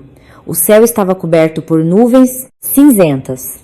Eu estava sentada, dando um mingau para o Paulinho, quando a Irene me chamou. Helena, a mamãe está te chamando na sala. Reunião de família. Com as palavras reunião de família, tudo dentro de mim gelou. Em todo o tempo que vivi aqui, foi a primeira vez que ouvi isso. Coloquei meu filho para dormir, cobri-o com um cobertor leve e fui para a sala. Tamara estava sentada no centro do sofá, com um vestido elegante e um penteado impecável. Ao lado, Carlos, com uma camisa engomada e o rosto tenso. Irene estava sentada ao lado da mãe, com os braços cruzados. Paulo estava sentado em uma cadeira perto da parede. Suas costas estavam curvadas e seus olhos pareciam fundos. Parei na porta e perguntei baixinho: Mãe, a senhora me chamou? Tamara apontou para a poltrona vazia em frente. Sente-se. Hoje teremos uma conversa séria. Engoli em seco e sentei na beirada da poltrona. Ela ficou em silêncio por um longo tempo e depois começou a falar com uma voz calma e indiferente, como se estivesse lendo um relatório. Vou ser direta, sem rodeios. Vocês estão casados há alguns anos, têm um filho. Pode-se considerar que você cumpriu seu dever. Agora é uma época em que, para grandes negócios, são necessários parceiros adequados. O Carlos é um homem, ele tem um grande futuro pela frente. E você? Ela olhou diretamente nos meus olhos. Você é uma moça simples do interior, boa, mas não do mesmo nível. Senti como se tivessem jogado um balde de água gelada em mim. Minha respiração falhou. Mãe, o que a senhora quer dizer? Irene interveio com sua voz ácida. Ah, mamãe tá falando do futuro do Carlos. Agora ele tá começando a trabalhar com os Orloff. A Verônica é educada, sabe se comunicar com as pessoas. Ela pode ajudá-lo na carreira. E você, o que, da fábrica para a cozinha? Você não pode ajudá-lo. Eu olhei para o Carlos esperando sua reação. Ele estava sentado, de cabeça baixa e em silêncio como uma estátua. Tamara continuou. Quero dizer que se vocês continuarem juntos, o Carlos ficará dividido entre a carreira e a família. Não quero que ele perca sua chance. Por isso pensei em uma solução que agrade a todos. Perguntei, tremendo. Que solução? Ela tirou da bolsa alguns papéis e os colocou sobre a mesa. O primeiro era um pedido de divórcio. Ao lado, uma folha de papel onde, com sua caligrafia, estava escrito R. 100. Aqui, vocês se divorciam por mútuo acordo. Você pega o filho e vai embora. A casa, a mercearia, tudo isso eu e meu marido conquistamos antes de vocês. Sua contribuição aqui não existe, então você não tem direito a nada. Em troca, eu te dou R$1 milhão. Com esse dinheiro, você pode voltar para o vilarejo, comprar uma casinha, criar seu filho, e ninguém dirá que fui cruel com você. Eu não acreditava no que ouvia. Mãe, a senhora quer que eu me divorcie do Carlos por dinheiro? Somos marido e mulher. Ela deu de ombros. O divórcio também é um procedimento legal. Pense por si mesma. Com sua origem, casar-se em uma casa como esta já é uma grande sorte. E eu ainda te dou dinheiro. Nem todo mundo tem essa sorte. Tô dizendo isso de bom coração. Virei-me para o Carlos. E você, o que diz? Você concorda? Carlos mordeu o lábio sem ousar olhar para mim. Depois de um tempo, ele disse, tão baixo que mal pude ouvir. Helena, ouça a mamãe. Eu não aguento mais. O trabalho, a mamãe, você, não sei o que fazer. Assine, e eu me sentirei melhor. Eu ri com um riso amargo e seco. Quando nos casamos, você disse, apenas fique comigo, e eu cuidarei de você por toda a vida. E agora assine, e eu me sentirei melhor.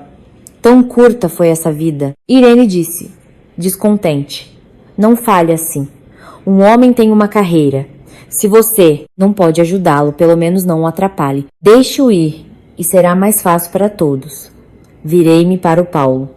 Pai, diga alguma coisa. Eu não quero me divorciar. Não quero que meu filho cresça sem pai. Talvez haja outra solução? Ele tossiu, agarrando o peito. Seus olhos ficaram vermelhos. Estou velho, filha. Minha palavra aqui não vale nada. Quem decide tudo é a mãe.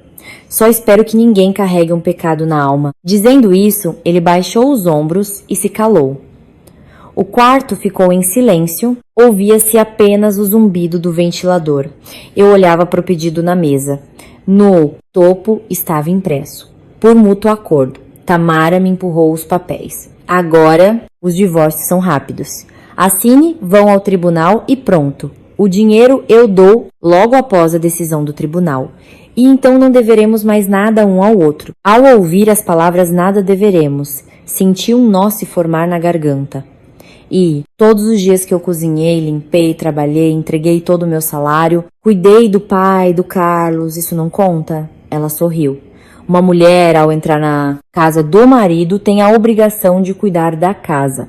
É seu dever. Você viveu em nossa casa, comeu nossa comida. Isso não foi de graça. Então, R$1 milhão é até mais do que você merece. Essas palavras feriram meu orgulho. Acontece que todo esse tempo eu fui apenas uma empregada que trabalhava por comida e abrigo. E agora eles estavam apenas me pagando a rescisão. Respirei fundo, tentando falar com calma. Não posso assinar agora. Preciso pensar. Dê-me pelo menos uma noite para conversar com meu filho. Amanhã eu lhes darei uma resposta. Ela olhou para o relógio. Tudo bem, te dou 3 dias. Mas lembre-se, uma chance como essa não aparece com frequência. Quanto mais você demorar, mais difícil será para mim explicar às pessoas. Levantei-me. As pernas estavam como algodão. Antes de sair, virei-me e olhei para o Carlos. Se um dia você se arrepender de ter deixado sua mãe comprar seu casamento, não culpe o destino, porque hoje você teve uma escolha e você se calou. Ele cerrou os lábios e não conseguiu dizer uma palavra. Naquela noite, Paulinho dormia tranquilamente, respirando de forma regular. Eu estava sentada, encostada na parede, segurando o pedido de divórcio.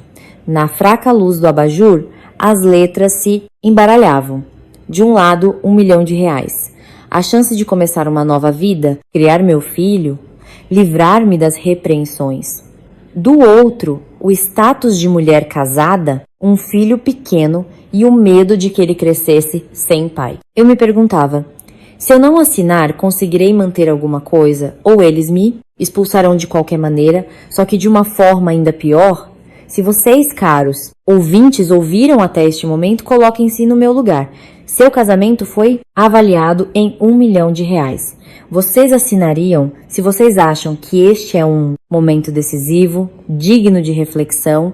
Por favor, deixem um like, um comentário e continuem ouvindo, porque no final da história esperam-nos reviravoltas inesperadas, das quais eu nem suspeitava na época. Para onde me levaria a decisão tomada naquela noite? Dobrei o pedido. Não conseguia assiná-lo, mas também não ousava rasgá-lo. Colocando-o sob o travesseiro, deitei-me ao lado do meu filho, abraçando seu corpinho.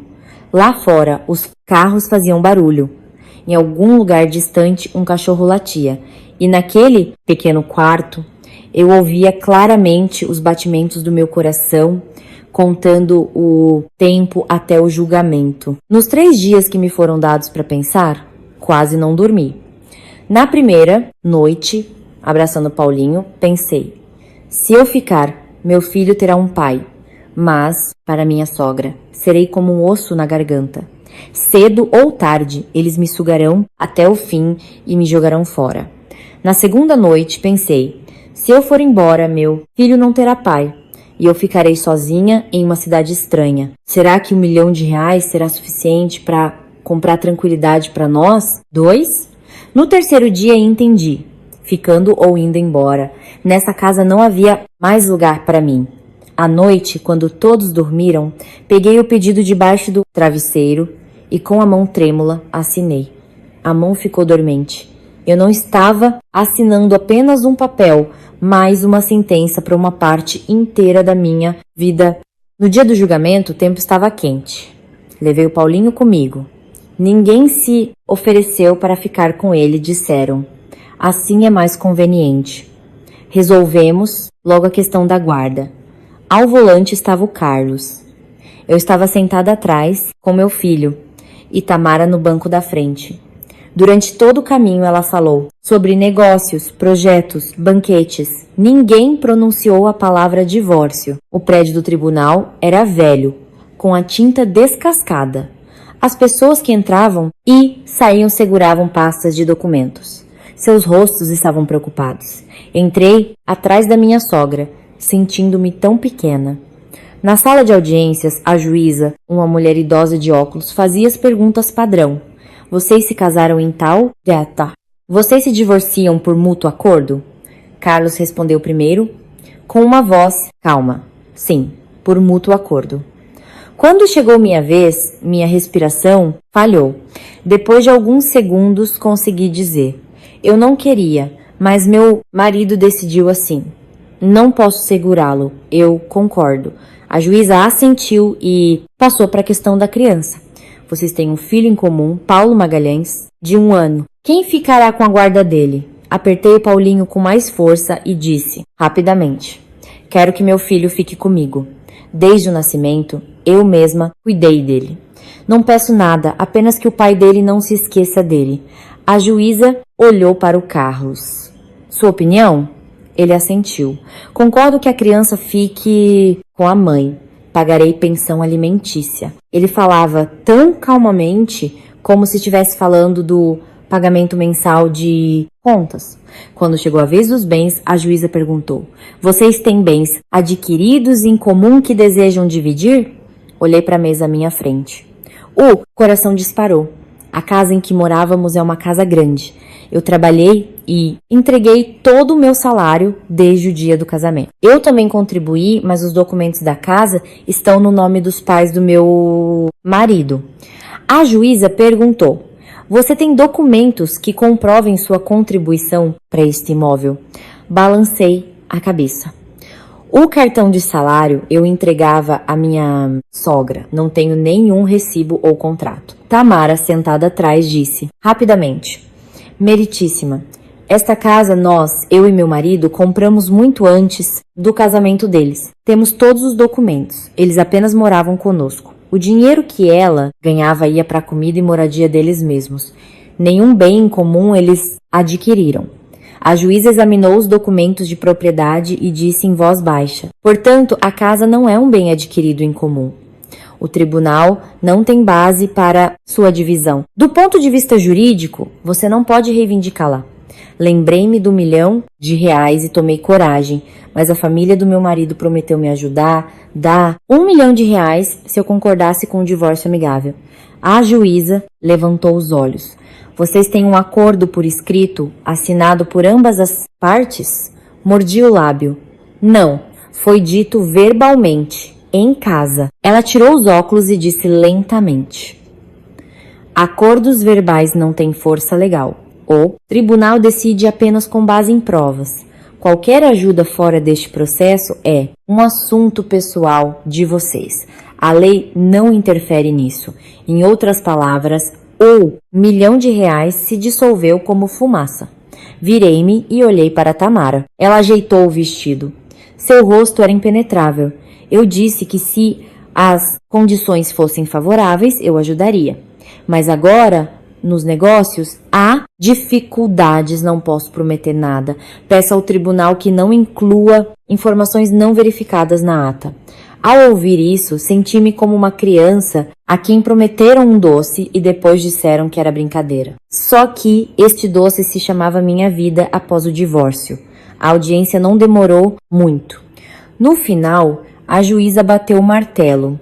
O tribunal decide julgar procedente o pedido de divórcio entre Carlos Magalhães e Helena Silva. A guarda do menor, Paulo Magalhães, fica com a mãe, obrigar Carlos Magalhães a pagar pensão alimentícia no valor estabelecido por lei. Inexistência de bens adquiridos em comum. Saí da sala segurando meu filho. As pernas não obedeciam. A cabeça zumbia. Lá fora o sol brilhava forte. Carlos estava de pé sob uma árvore. Ao me ver, ele se aproximou e tirou da carteira algumas notas. Tome, para o começo. Prometo que mandarei dinheiro para o filho. Olhei para o dinheiro. Não havia mais de R$ 10.000. Eu ri. Então, R$ 1.000.000 transformou nisso. Ele desviou o olhar. Não fale assim. Foi a mamãe que decidiu, não eu. Prometo que não abandonarei meu filho. É que nós dois não estávamos destinados a ficar juntos. Apertei o Paulinho com mais força. O destino morreu cedo demais. É isso. Virei-me para Tamara e perguntei, diretamente: e o dinheiro que você me prometeu? Ela deu de ombros. Já disse no tribunal, agora não tenho dinheiro. Outras, depois do divórcio, vão para um apartamento alugado e você pode voltar para o vilarejo. Não vai morrer de fome. Quando eu tiver dinheiro sobrando, vou pensar. Entendi que esse vou pensar nunca chegaria. Voltando para casa, pensei que teria pelo menos alguns dias para me arrumar, mas à noite, enquanto eu alimentava meu filho, Tamara parou na porta e disse, secamente, todos os documentos estão em ordem, amanhã comece a se arrumar. Isso aqui não é um hotel. Treme. Mãe, me dê pelo menos algumas semanas. Preciso encontrar um lugar para morar, um emprego. A criança ainda é muito pequena. Ela balançou a cabeça. Te dou 3 dias. Nesse tempo, decida para onde vai. Precisamos fazer uma reforma, nos preparar para outros eventos. A ex-esposa não deve ficar aqui. Outros eventos, claro, o casamento com a Verônica. Irene, que passava por ali, não se conteve. Saindo de mãos vazias, você vai aprender o valor da vida. Se não ficou aí acomodada, esqueceu que é uma estranha. Cerrei os lábios e não respondi nada. 3 dias para arrumar toda a minha vida. Eu guardava minhas roupas, as meias minúsculas do Paulinho, um cobertor velho que minha mãe mandou. Olhando em volta, percebi que todo o resto naquele quarto pertencia a eles. O armário, a cama, o ventilador. Toquei neles e retirei a mão. O tribunal disse, isso não é meu. Não tenho direito de levar nada, exceto meu filho e minhas coisas pessoais. Na última noite, com meu filho nos braços, andei pela casa toda, pela cozinha, onde uma vez me repreenderam pelo angu queimado, pela sala, onde nos cobriram de pétalas de rosas no casamento, pelo canto onde Paulo costumava sentar e tossir. Em cada lugar, uma memória que agora precisava ser deixada para trás. Na terceira manhã, me vesti, coloquei as coisas em um saco de estopa velho. Tamara estava sentada à mesa, contando algo. Levantando os olhos, ela disse, se vá embora, vá e leve todas as suas coisas, para não sobrar nada. Não guardamos coisas de estranhos. Carlos estava encostado na parede, olhando para o chão. Paulo estava sentado em seu canto, apoiado na bengala. Seu rosto estava triste. Eu, abraçando meu filho, fiz uma reverência. Com licença, mãe e pai, estou indo embora. Quando me estabelecer, avisarei onde estamos. Paulo assentiu. Vá, filha, tenha cuidado. Carlos se aproximou e me enfiou mais um pouco de dinheiro na mão. Aqui tudo o que tenho. Se precisar de algo, escreva. Olhei para o fino maço de notas e disse em voz baixa, isso é para a viagem. Não escreverei mais. Entre nós, tudo acabou.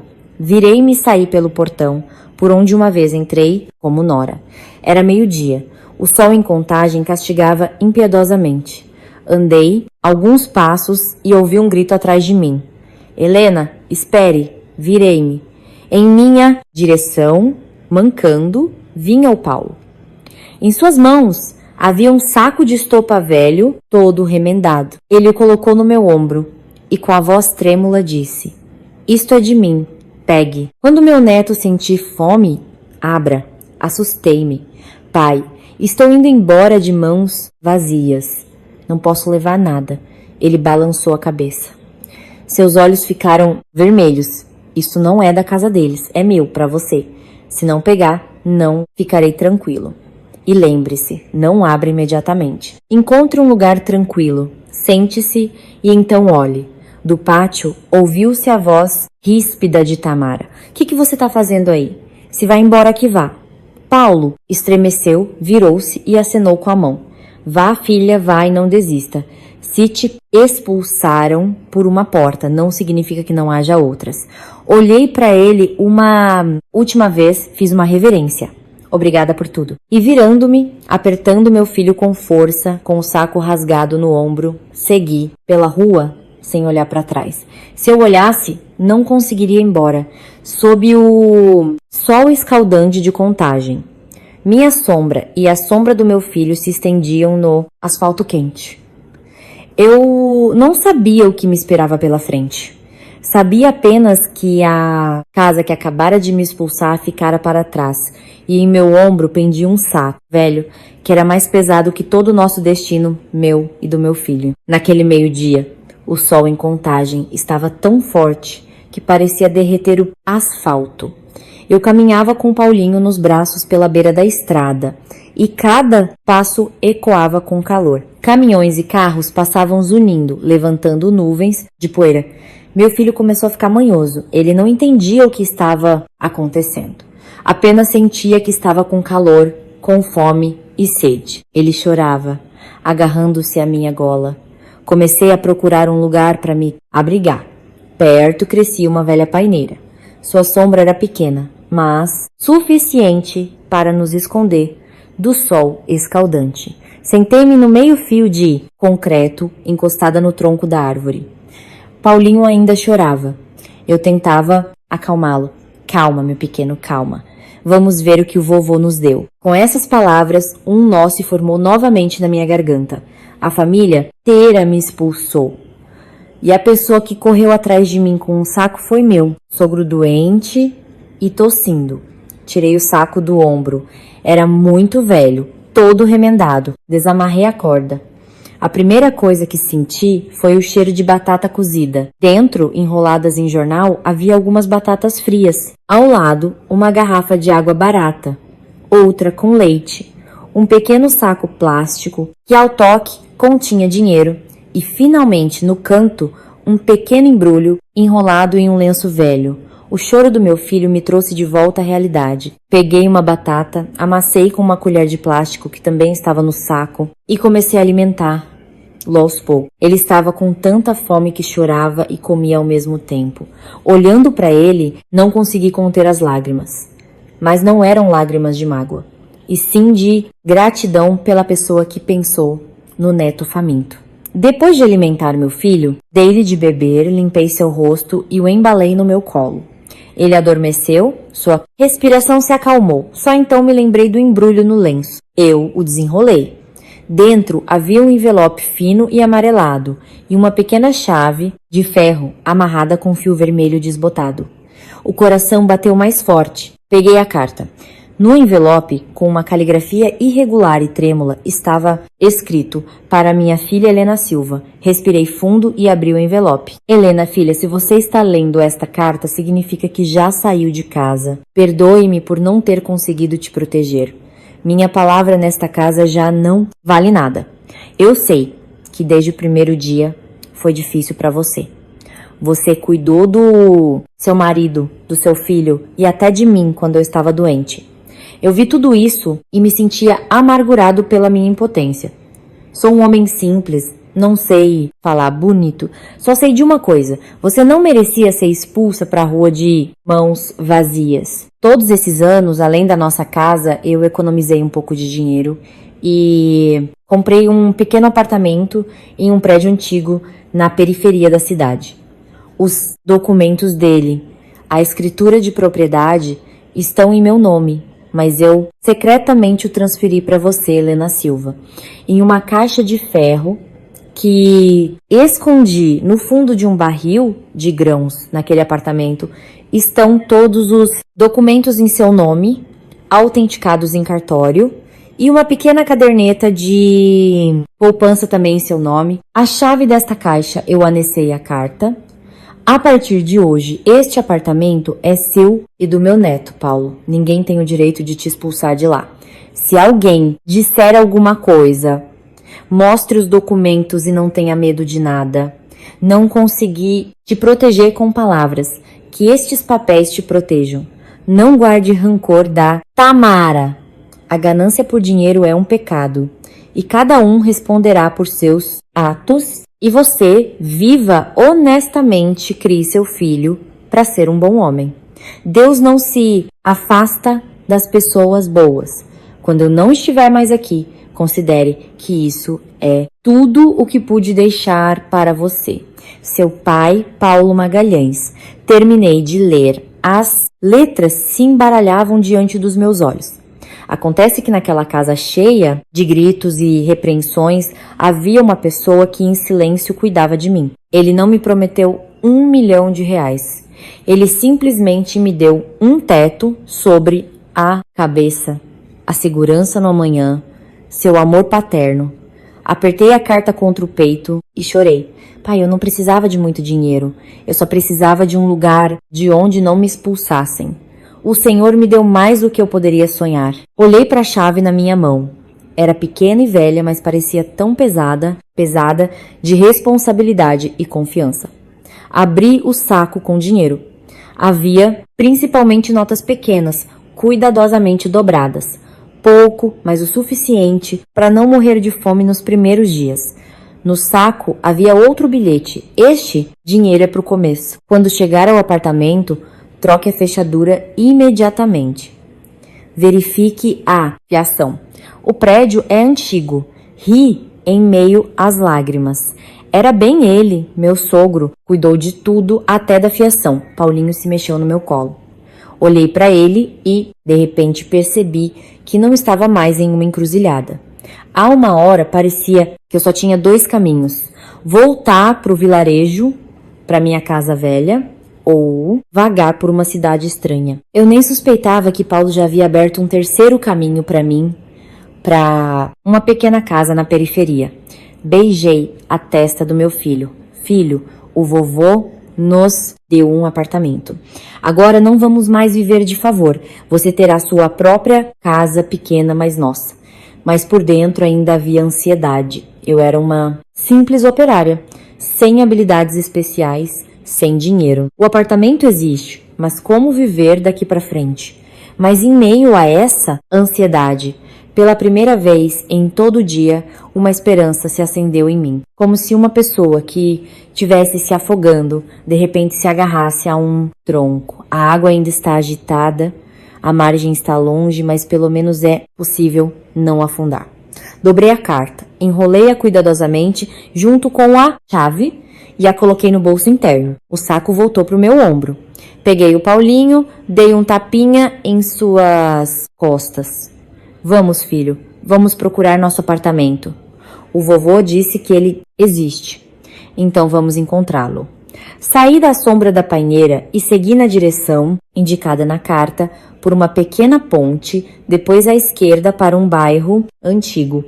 O sol ainda castigava, a estrada era longa, mas agora em meus passos havia não apenas a amargura da humilhação, mas também um objetivo claro: chegar à casa que leva meu nome. A casa que um homem que não conseguiu me proteger diante de sua família preparou para mim, mas que me deu tudo o que tinha. Apertei meu filho com mais força e disse mentalmente: pai, estou indo. Seguindo as instruções da carta, eu com o Paulinho nos braços e o saco no ombro.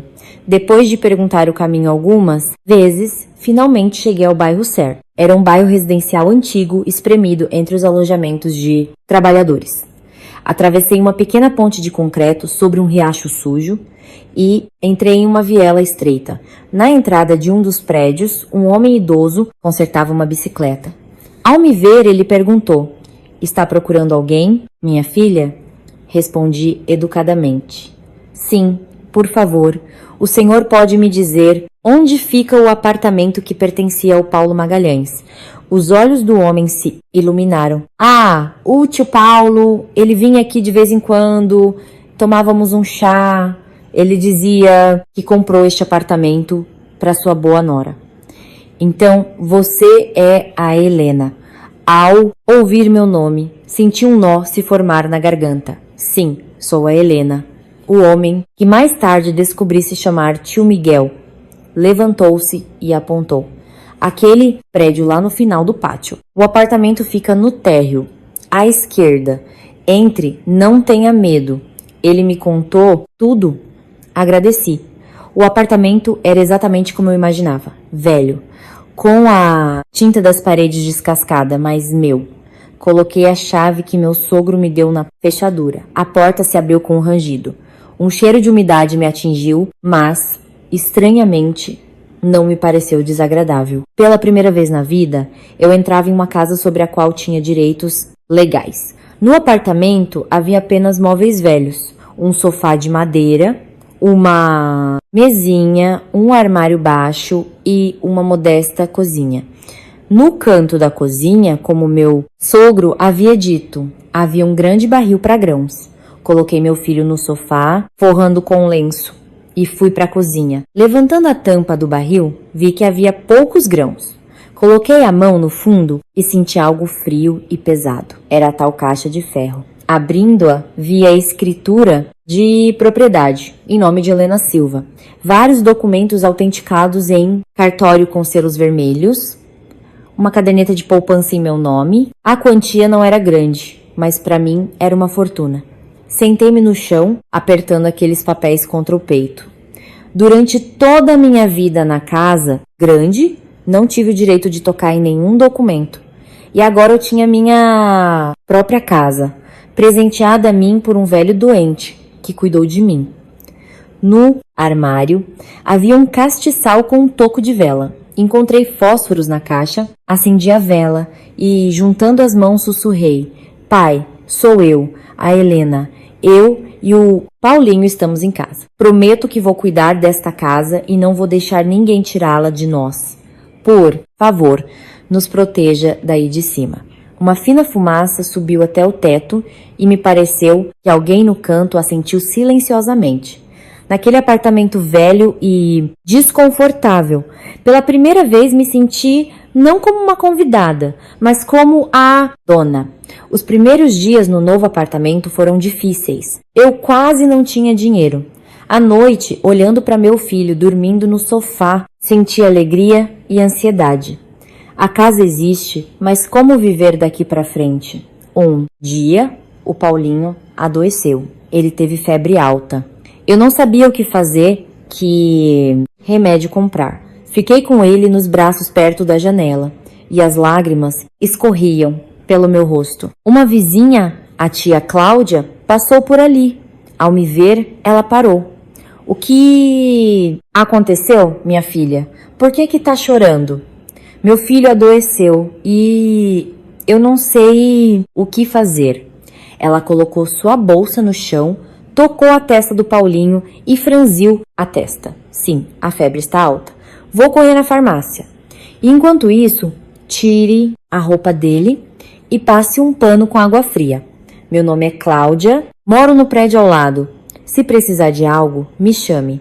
Naquele dia, ela comprou o remédio, me ensinou como baixar a febre. À noite, o Paulinho melhorou e dormiu. Eu não sabia como agradecê-la. Se não fosse pela senhora, eu teria enlouquecido. Ela sorriu. Aqui, mesmo vivendo com pouco, a gente se ajuda. Da próxima vez, você me ajuda. E ficamos quites. Alguns dias depois, ela veio me visitar, olhou em volta e disse: Sua cozinha é espaçosa. Você sabe cozinhar? Por que não tenta fazer algo para vender? Eu vendo na feira pão de queijo, vende bem. Hesitei. Eu só sei cozinhar comida simples do interior. Isso é ainda melhor. Tente amanhã fazer pão de queijo e eu levo para a feira. O que ganharmos, dividimos. E durante o dia, você pode costurar em casa, consertar roupas. Não vai ficar rica, mas pro pão com leite vai dar. Gostei da ideia. À noite, preparei a massa, fiz o recheio. De manhã, quando os pães de queijo estavam prontos, a tia Cláudia chegou. Colocamos em uma cesta e fomos para a feira. No início, as pessoas se aproximavam com desconfiança, mas depois, ao provar, começaram a elogiar. Todos os dias eu ganhava um pouco e isso me acalmava. Durante o dia, coloquei um anúncio na porta, conserto de roupas, e as pessoas começaram a aparecer. O trabalho não era difícil, mas não me deixava parada pensando no passado. Um dia o tio Miguel veio me ver. Vi você chegando aqui com a criança e fiquei feliz e preocupado. Trouxe para você dar uma olhada nos papéis. Mostrei-lhe todos os documentos. Ele os examinou atentamente e disse: O tio Paulo fez tudo direitinho. O apartamento é seu por lei, mas você precisa ir ao cartório, fazer um registro de residência e tire cópias de todos os documentos. Guarde-as em lugares diferentes, por precaução. Aos poucos eu arrumava o apartamento, pedia a um vizinho para consertar o telhado que vazava. Eu mesma pintei as paredes descascadas. Na frente da janela, fiz um pequeno jardim e plantei flores.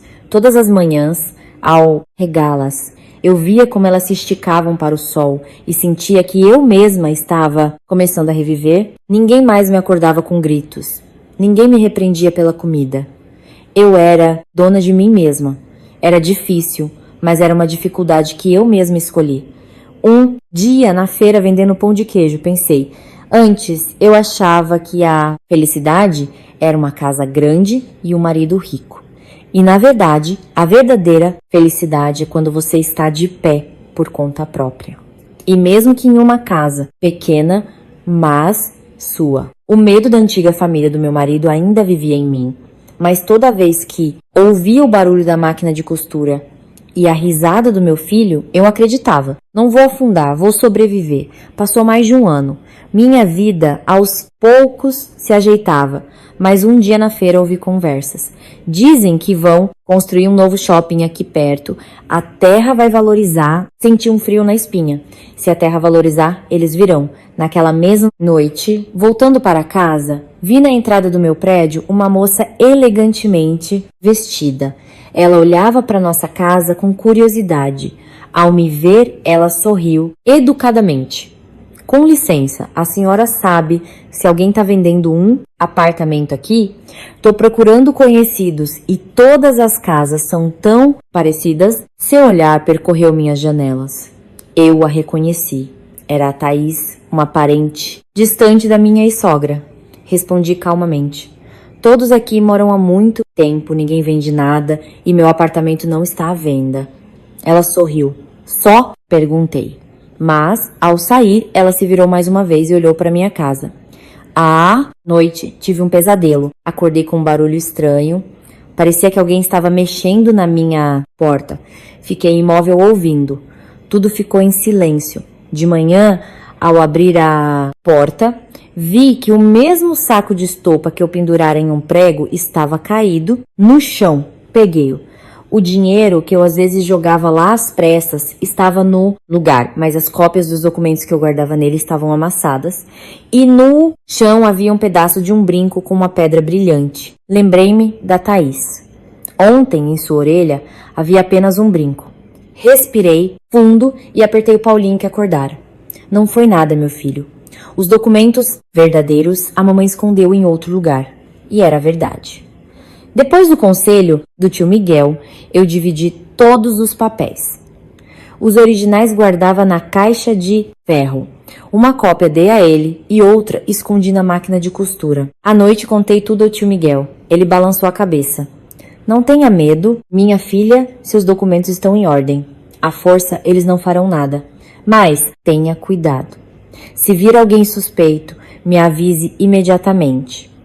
Voltando para casa, olhei para o meu pequeno jardim. As flores cresciam, esticando-se para o sol. Eu sabia que o passado me alcançara, mas agora eu não estava sozinha. Eu tinha amigos e eu tinha documentos que confirmavam meus direitos.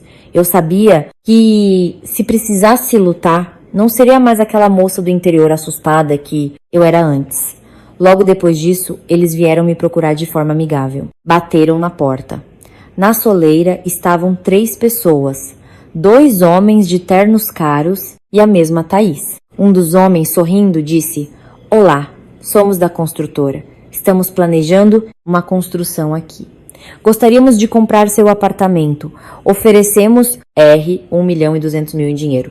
Minha respiração falhou. Era muito dinheiro. Mas lembrei-me das palavras do meu sogro. Respondi com firmeza. Obrigada, mas este apartamento é uma lembrança do meu sogro. Não está à venda. O homem parou de sorrir. Os mortos não precisam de apartamentos e você precisa pensar no futuro. Além disso, sua antiga família nos pediu para falar com você. Eles também querem resolver esta questão. Agora tudo fazia sentido. Balancei a cabeça. Quem quer que tenha pedido, eu não vou vender. Este apartamento é meu, do meu filho. Thaís sorriu. Você acha que consegue mantê-lo? Amanhã eles vão demolir tudo aqui. E você receberá uma ninharia. E agora estamos oferecendo um bom dinheiro. Desta vez, não baixei os olhos. Olhei diretamente para eles. Sou pobre, mas tenho direitos legais sobre este apartamento. Se alguém tiver alguma reclamação, que procure a justiça, mas eu não vendo, com sua licença. O homem resmungou. Bem, como quiser, depois não reclame. Eles foram embora. No portão, a Thaís os esperava. Ela disse algo em voz baixa para eles, e depois me lançou um olhar furioso. À noite contei tudo à tia Cláudia. Ela bateu com o punho na mesa. Eles pensam que tudo pode ser comprado com dinheiro. A terra é sua, os documentos estão em ordem. Todo o nosso prédio vai testemunhar por você. O tio Miguel também veio. Lembre-se, Helena, se mais alguém vier, não assine nada. Não concorde com nada. Mande-os direto para a prefeitura. Assenti. Por dentro ainda havia medo, mas olhando para meu filho disse a mim mesma: não vou deixar que nos expulsem para a rua de novo. Logo recebi uma intimação da subprefeitura comparecer para uma audiência sobre a disputa de propriedade, eu entendi. Eles passaram para o próximo passo. No dia marcado, eu com o Paulinho, a tia Cláudia e o tio Miguel fomos à subprefeitura. No gabinete já estavam a Thaís com os mesmos homens e mais alguns parentes distantes do meu ex-marido. O funcionário iniciou a audiência. Thaís levantou-se e declarou com voz confiante: consideramos que Helena Silva se aproveitou do estado de vulnerabilidade do nosso tio e por meio de engano fez transferir o apartamento para ela. Esse apartamento é propriedade da nossa família e não deve ir para uma estranha. Ao ouvir a palavra estranha, senti uma pontada no coração, mas me contive. Quando chegou minha vez, eu disse calmamente: todos os documentos foram feitos por livre e espontânea vontade do meu sogro, Paulo Magalhães. Tenho os papéis autenticados em cartório, não enganei ninguém. O funcionário pediu os documentos, examinou-os atentamente e disse: do meu ponto de vista, está tudo em ordem, mas, para esclarecer a situação, convidamos uma testemunha que estava presente na formalização do negócio. A porta se abriu e entrou o tabelião, um homem idoso que havia feito os documentos para o Paulo. Ele olhou para mim, assentiu e disse: o senhor Paulo veio ao meu cartório. Ele estava em sã consciência e memória firme. Ele repetiu várias vezes: quero deixar este apartamento para minha nora, Helena e meu neto, para que, se forem expulsos de casa, tenham um teto sobre a cabeça. Por lei, eu fiz uma gravação de áudio da nossa conversa. O gabinete ficou barulhento. Thaís empalideceu. O tabelião ligou o gravador, ouviu-se a voz rouca, mas clara, do meu sogro. A casa grande eu deixo para minha esposa e meu filho, que eles cuidem dos negócios. E este apartamento para a Helena e o Paulinho. Ela já sofreu demais. Se depois da minha morte houver disputas, que ouçam esta gravação. Eu ouvia e chorava. O funcionário desligou o gravador e disse: portanto, não houve engano. A vontade do senhor Paulo foi expressa claramente. Do ponto de vista jurídico, o apartamento pertence a Helena Silva. Quaisquer tentativas de pressão ou ameaças serão coibidas por lei. Thaís tentou argumentar, mas ela é ex-nora. O funcionário respondeu com rigor: a lei não distingue noras entre ex e atuais. Quem tem os documentos em seu nome é o proprietário. Se houver mais queixas de ameaças, seremos forçados a acionar a polícia. Senti como se uma pedra pesada tivesse caído dos meus ombros. Pela primeira vez, eu não era uma nora humilhada, mas a proprietária de pleno direito da minha casa. Saindo para a rua, a tia Cláudia me abraçou. Viu? Eles pensaram que você ia se assustar. Mas seu sogro foi esperto, previu tudo. A verdade é que o bem sempre vence.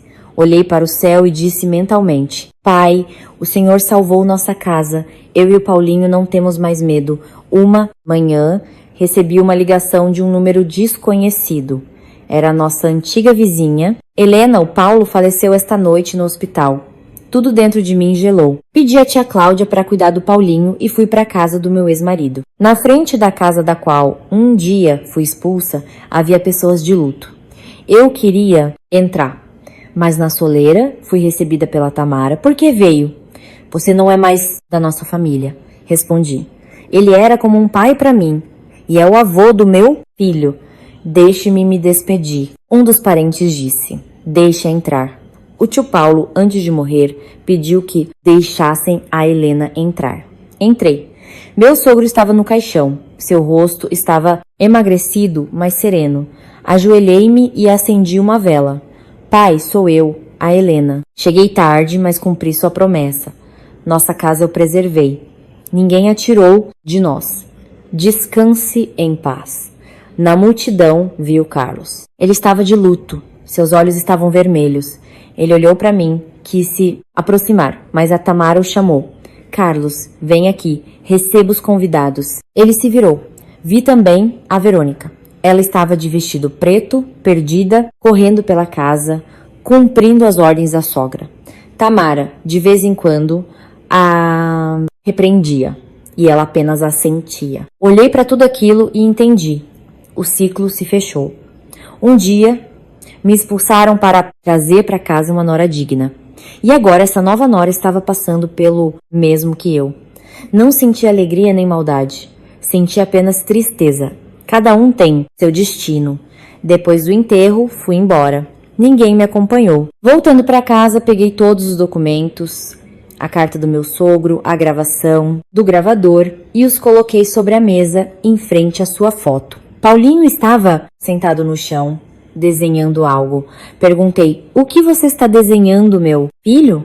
O vovô, respondeu ele. Olhei para o desenho. Um velho de cabelos grisalhos e um sorriso bondoso, e ao lado uma casinha com flores e duas figuras, eu e ele. Sorri em meio às lágrimas. Sim, este é o nosso vovô. Ele nos deu esta casa para que ninguém mais nos expulsasse. Acendi uma vela e sussurrei. Pai, não sou mais sua nora, mas vou me lembrar da sua bondade por toda a vida. Prometo que vou criar o Paulinho para ser um bom homem e nunca o ensinarei a odiar seus parentes. Lá fora, as folhas sussurravam. Eu não sabia se ele me ouvia, mas em minha alma a paz reinou, percorrendo o caminho de uma moça pobre do interior que sonhava com um marido rico, a uma mulher expulsa com um filho para a rua. E depois a dona de sua pequena casa entendi uma verdade simples. Não há nada mais seguro do que estar de pé por conta própria. Se esta história, caros ouvintes, tocou seus corações, por favor, deixem um like para apoiar nosso canal Sogra e Nora. Se vocês têm seus próprios pensamentos ou histórias, compartilhem nos comentários. Ficarei grata por cada uma de suas respostas. Obrigada por ouvirem até o final. Desejo a vocês saúde e paz na alma.